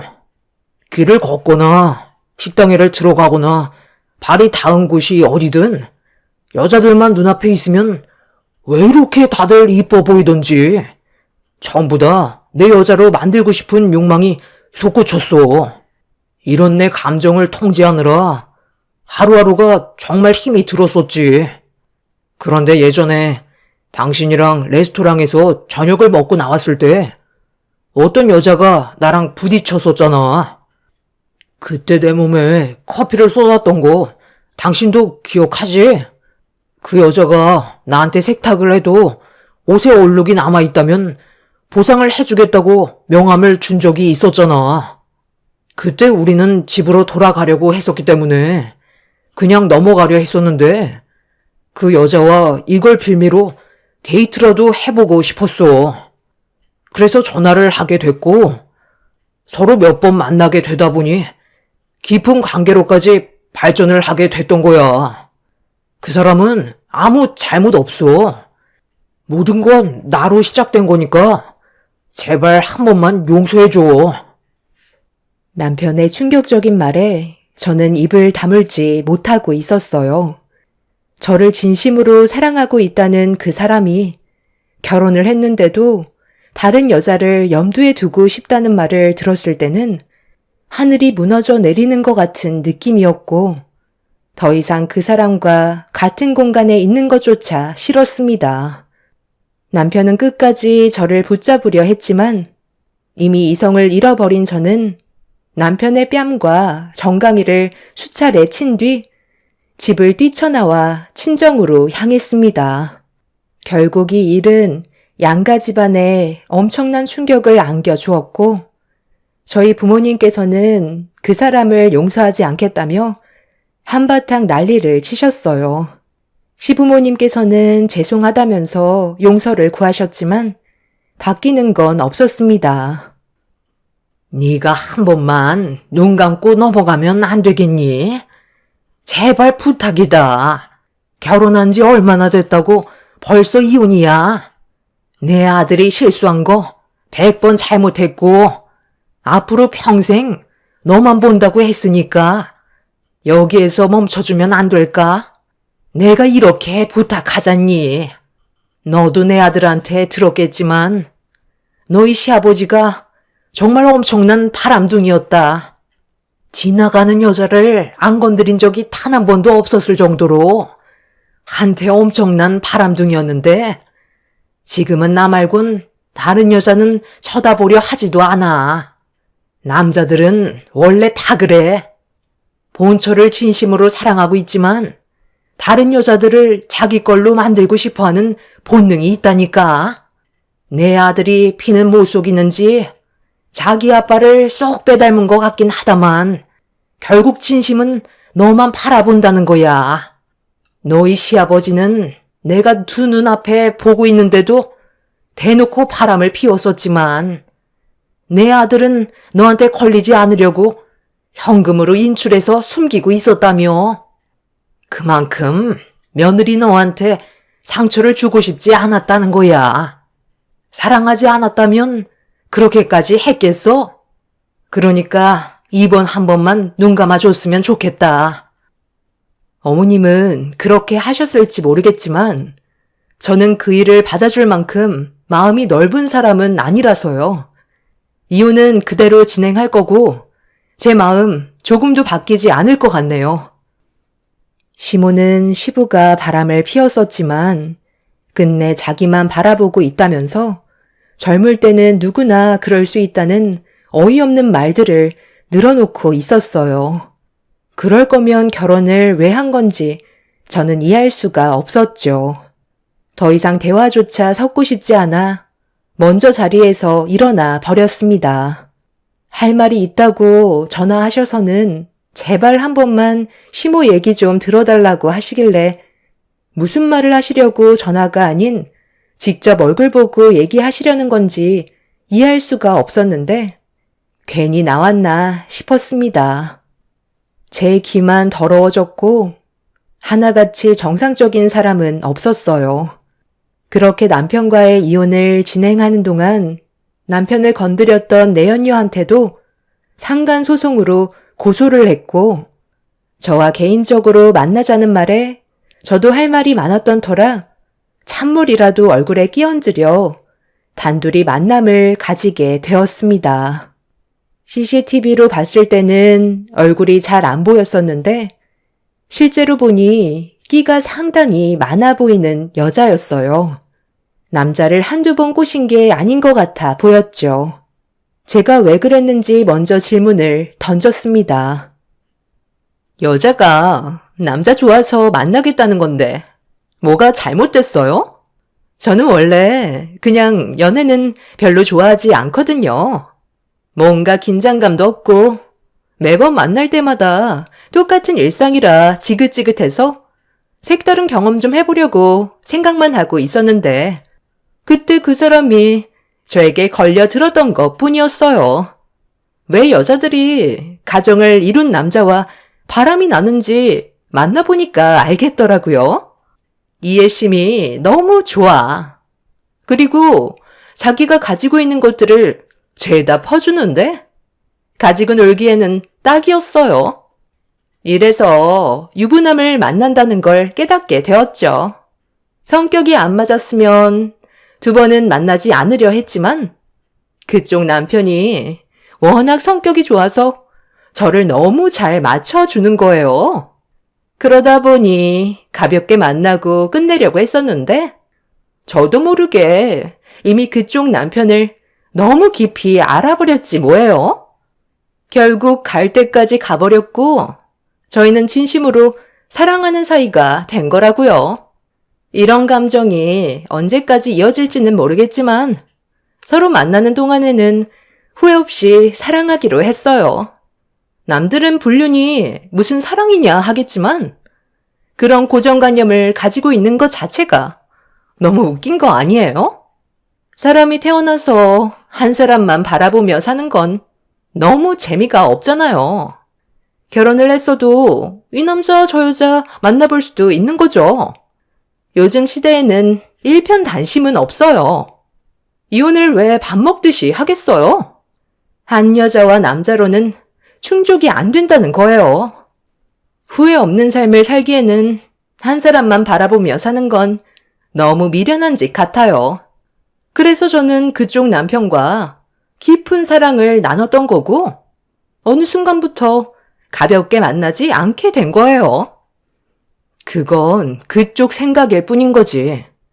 다른 사람들은 그렇게 생각하지 않는다고. 나는 사랑하는 사람과 평생을 함께하고 싶었어. 그런데 그쪽 때문에 내 인생은 송두리째 무너져 버렸다고. 그쪽 때문에 내가 왜 피해를 봐야만 하는 거지? 나는 안정적인 가정을 만들어 가고 싶었는데 그쪽이 모든 걸 망쳐놓았다고. 어차피 그냥 넘어갈 생각은 없었으니까 어느 정도 예상은 하고 나왔겠지? 나는 당연하게 생각하는 그쪽 얼굴이 너무 마음에 들지가 않네. 제 앞에 놓여있던 음료를 내연녀의 얼굴을 향해 뿌려 버렸고, 화들짝 놀란 내연녀는 비명을 지르면서 제 머리채를 잡아 흔들었어요. 그건 제가 바라는 거였고, 그동안 쌓였던 스트레스를 그녀에게 전부 다 풀어버렸습니다. 서로 뒤엉켜 굴러다니면서 난리가 나자 잠시 뒤 경찰분들이 와서 상황을 정리했어요. 저희는 경찰서에서 조사를 받게 되었고, 저희 부모님이 내연녀의 얼굴을 보자마자 또다시 한바탕 난리가 났었죠. 내연녀는 자기가 승자라고 마지막까지 온갖 막말을 퍼부었고, 저는 그런 내연녀에게 언젠가 똑같이 당하게 되는 날이 올 거라면서 상간녀 소송으로 위자료를 받아낸 뒤 2번 다시 얼굴 볼 일은 없었습니다. 그렇게 남편과 이혼을 하게 된 이후 저는 상당히 큰 충격을 받았었는지 더 이상 다른 남자들을 만나지 않고 혼자 살게 되었어요. 부모님께서는 전 남편이 이상한 거였지 좋은 사람들이 훨씬 많다고 했지만 저는 그냥 혼자 살고 싶었어요. 또다시 남자를 만나 감정 소모 같은 건 하고 싶지 않았어요. 그리고 결혼 생활에 대한 환상이 깨져버린 상태라 저 혼자 살아가면서 해보고 싶었던 것들을 누리며 제 인생을 만들어가고 싶었습니다. 결혼을 하게 되면 또 다른 벽이 생길 테고 함께 살아가면서 여러 가지로 스트레스 받는 일들이 또다시 만들어지게 되는 거라 제 삶에 더 이상의 결혼은 없게 되었던 거죠. 그렇게 혼자만의 삶을 누리며 살아가다 보니 어느새 제 나이가 40대 초반이 되었고 과거의 아픈 기억은 전부 잊어버린 채 잘 살아가고 있었어요. 저는 평일에 회사에서 근무를 했지만 주말에 별다른 계획이 없으면 가끔 알바를 하면서 여행 경비를 모았었는데요. 그날도 주말에 딱히 할 일이 없을 것 같아 알바를 알아보던 도중 결혼식장 하객 알바가 눈에 들어왔고 시간 대비 보상이 괜찮은 것 같아 하객 알바를 하게 되었었죠. 그렇게 식장에 들어가니 신랑 측 이름이 보였어요. 저는 자리에 앉아 식장의 분위기를 살펴보고 있었죠. 상당히 많은 사람들이 북적거리며 서로 대화를 주고받고 있었는데 신랑 측 어머니께서 갑자기 저에게 다가오셨어요. 제가 하객 알바라는 걸 알고 계셨는지 잠깐 대화 좀 하자며 저를 조용한 곳으로 데려가셨죠. 저기, 내 아들이 그러는데 그쪽이 하객 알바라고 하던데 나이도 적당한 게 저희가 원하는 조건과 딱 맞아 떨어져서 따로 얘기 좀 하자고 불렀습니다. 저희가 사정이 좀 있어서 돈을 더 올려줄 테니 제 딸 대역 좀 해줄 수 있을까요? 원래 제 딸이 해외에서 의사 생활을 하고 있거든요. 그런데 오늘 오기로 했는데 사정이 있어서 못 온다고 하길래 일단 그쪽이 제 딸 대역을 해주면 좋을 것 같은데 크게 어려운 건 없고 그냥 인사 정도만 해주면 될 것 같아요. 괜찮죠? 아, 그건 좀 문제가 생기지 않을까요? 상대방을 속이는 건데 저는 그냥 하객 알바로 온 거거든요. 찝찝한 건 별로 하고 싶지가 않아요. 다른 사람 알아보시는 게 좋겠어요. 아휴, 돈 더 얹어 준다니까요. 여기 왜 온 거죠? 돈 필요해서 온 거잖아요. 하객 알바도 물론 인원수 채워주기 식이지만 속이는 건 마찬가지인데요. 잠깐 얼굴만 비추면 되는 거고 그쪽한테 피해갈 일 전혀 없을 테니까 내 옆에만 있어줘요. 시간 없으니까 일단 나가서 인사부터 합시다. 그냥 아무 말 하지 말고 웃기만 해요. 신랑 측 어머니는 갑자기 저에게 돈을 더 주겠다고 딸의 역할을 대신 해달라고 부탁을 하셨어요. 곤란하다고 했지만 하객 알바 비용도 주지 않겠다는 말에 어쩔 수 없이 따라 나설 수밖에 없었죠. 아무 말 없이 옆에만 있어주면 된다는 말에 저는 신랑 측 어머니 옆에 바짝 붙어 있었고 미소를 지으며 간단하게 인사를 주고받고 있었습니다. 다행히 곤란한 상황은 만들어지지 않았는데 반대편의 신부 대기실에 신부를 보려고 사람들이 들어가던 찰나 앉아있던 신부의 얼굴을 보게 된 순간 저는 경악을 하고 말았습니다. 그 여자의 얼굴을 잊은 적이 없었던 저는 전 남편과 바람을 피웠었던 내연녀라는 걸 단번에 알 수 있었습니다. 충격과 소름이 돋았던 상황이었지만 내연녀와 별로 엮이고 싶지 않았어요. 그래서 하객 알바를 그만하고 싶어서 잠깐 자리를 비운 신랑 측 어머니께 말씀드린 뒤 그만 집으로 돌아가려 하는데 저와 대화를 나눴던 곳에서 내연녀와 결혼을 하게 될 신랑과 어머니가 무언가 진지한 대화를 주고받았어요. 엄마, 나한테 말도 없이 의사 딸이 있다고 얘기하면 어떡해요? 그냥 해외에서 살고 있는 딸이라고만 설명하라고 했었잖아요. 이러다 정말 걸리겠어요. 아유, 그럴 일 없다니까. 어차피 있지도 않은 딸인데 뭐가 걱정돼서 그래. 그런 거 신경 쓰지 말고 너나 처신 잘해라. 우리가 80억 부자라고 얘기했으면 어느 정도 품위가 있어야 의심을 하지 않는다고. 이 결혼식에 투자한 비용이 얼마나 되는 줄 아니? 너희 아빠랑 나도 얼마나 철저하게 준비를 했는데. 제가 그동안 주리 씨랑 결혼하려고 얼마나 많은 돈을 투자했는지 아시잖아요. 사람 하나 속이는 게 얼마나 많은 공을 쏟아 부어야 하는지 아시면서 생각 없이 행동하면 어떡해요? 이번 결혼 무조건 성사시켜야 돼요. 그래야 저희가 계획했던 대로 일을 진행할 수가 있는 거라고요. 그러니까 제발 시키지 않은 행동은 하지 마세요. 알겠죠? 저는 신랑 측 사람들이 모든 걸 계획적으로 접근했었다는 걸 알 수 있었어요. 신랑 측은 내연녀와 결혼을 하기 위해 모든 걸 거짓으로 포장을 했었고 내연녀는 그런 사실을 전혀 모른 채 80억의 재산이 있다는 말에 속아 입이 찢어질 정도로 좋아하고 있었습니다. 그 순간 이 사실을 알려야 할지 말아야 할지 많은 고민을 했었어요. 제 가정을 무너뜨린 내연녀가 사기꾼 집안과 결혼을 한다면 제 속이 후련하겠지만 저한테까지 피해가 오게 될 것 같아 머릿속이 복잡해지기 시작했죠.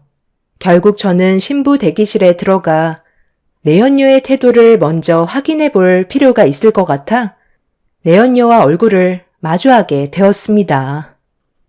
그쪽이랑 내가 두 번 다시 만나지 않을 줄 알았는데 이런 식으로 얼굴을 마주하게 될 줄은 상상도 못했네. 80억 재산의 집안이랑 결혼하게 돼서 상당히 기분이 좋은가 봐. 그런데 그런 행복이 언제까지 갈 수 있을까? 제대로 알아보긴 하고 이 결혼하는 거야? 내가 왜 이런 말을 하는지 이해 못하겠지? 여긴 어떻게 알고 온 거야? 이 결혼식이 얼마나 중요한 줄 알아? 행패 부리기만 해봐. 그쪽이 빈털터리가 될 정도로 법적으로 소송해 버릴 거야. 내 전 남편이랑 서로 살림 차린 줄 알았는데 그것도 오래가지 못했나 봐.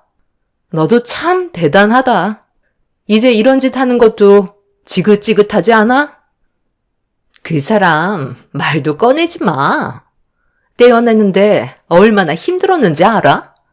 그쪽이랑 이혼하고 완전 집착 심해져서 나한테 매달리고 난리도 아니었어. 최근에 내 귀에 들린 소식으론 무슨 희귀암에 걸렸다고 하는데 내가 상관할 바는 아니니까 신경 쓸 필요는 없지. 나는 지금 현재가 중요하다고. 로또 신랑을 꼬시기까지 얼마나 많은 계획을 세웠는지 알아? 그런데 그쪽은 여기 어떻게 알고 온 거야? 정말 내 결혼식을 망치려고 온 거야?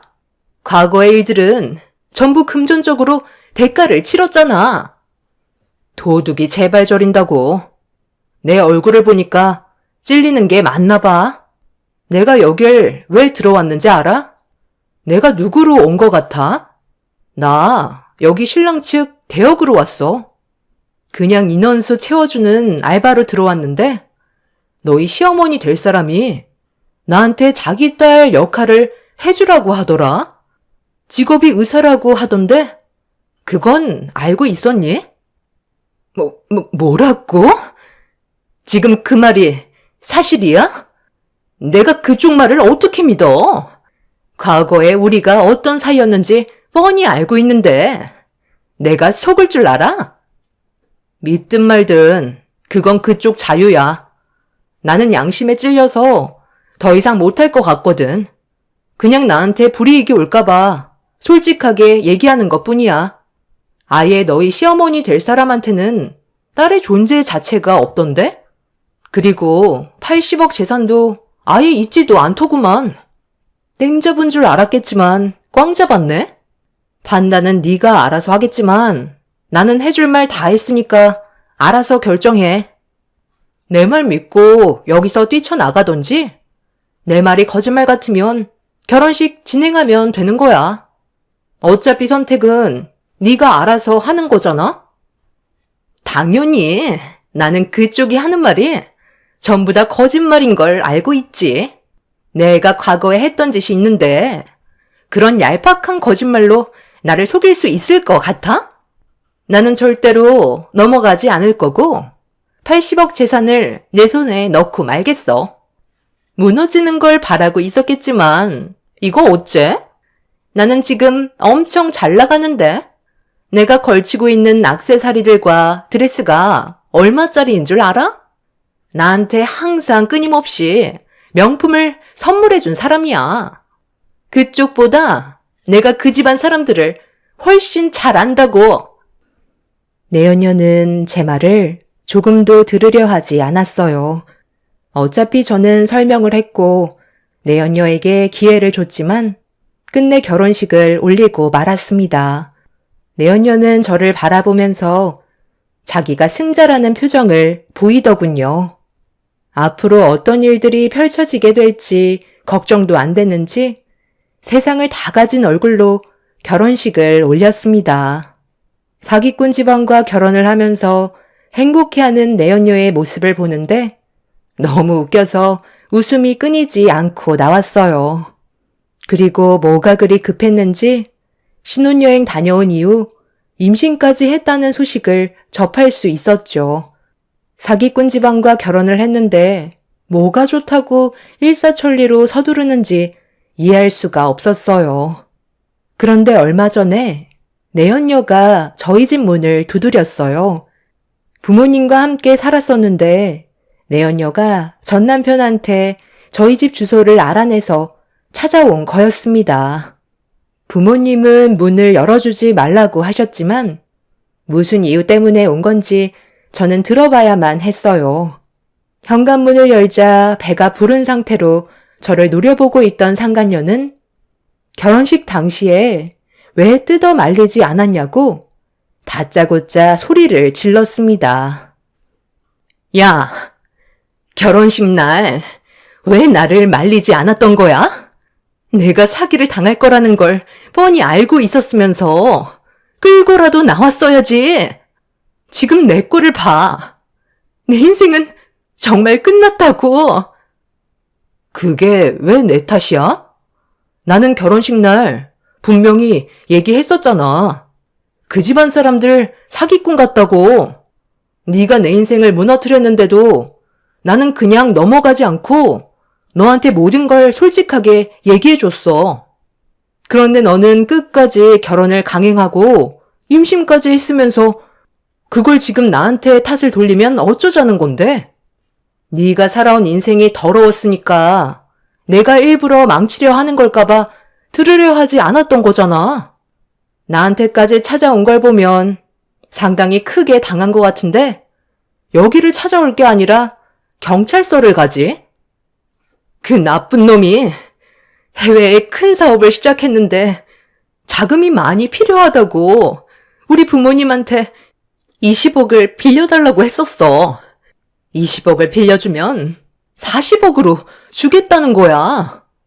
그 말에 혹했던 우리 부모님은 가지고 있던 전 재산을 탈탈 털어 넘겨줬었지.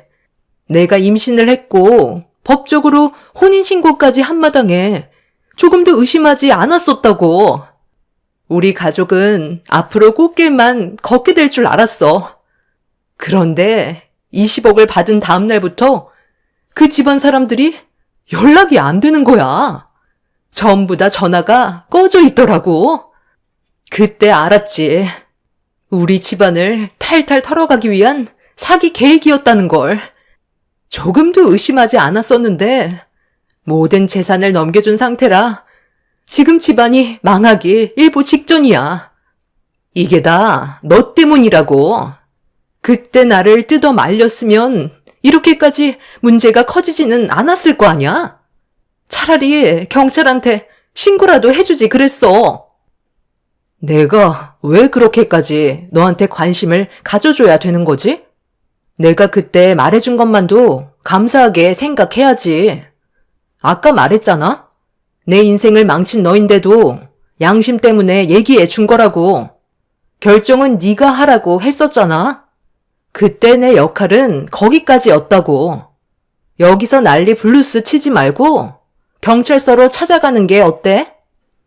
내연녀는 저희 집에서 한참 동안 난리를 치다가 저희 부모님이 경찰에게 신고를 하게 되면서 상황을 마무리할 수 있었습니다.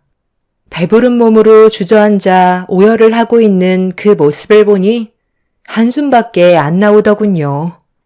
그때 말만 들었어도 이런 일은 생기지 않았을 테지만 본인의 욕심이 더 큰 화를 불러일으키게 된 거였죠. 말이 20억이지 그 많은 재산을 가져가기 위해 사기꾼 집안 사람들이 세운 계획들이 치밀했다는 걸 알 수 있었고 듣게 된 소식으론 사기꾼들은 이미 해외로 잠적해버린 상태라 범인들을 잡는 데는 상당한 시간이 필요하다는 말을 듣게 되었습니다. 결국 내연녀는 절대로 빠져나올 수 없는 늪에 빠지게 된 거였고 평생 동안 사기꾼의 자식을 키우면서 자기가 선택한 삶에 대해 땅을 치며 제 말을 듣지 않았던 거에 후회를 하면서 살게 되겠죠. 손가락 하나 까딱하지 않고 이런 식으로 내연녀가 무너지게 되는 모습을 보게 되니 속이 다 후련하네요. 앞으로 제 삶이 더욱더 행복한 날들로 가득할 것만 같습니다. 제 사연을 들어주신 분들, 오늘 하루도 즐거운 주말 가족분들과 행복한 시간 보내시고 좋은 추억 많이 만드시길 바랍니다. 감사합니다.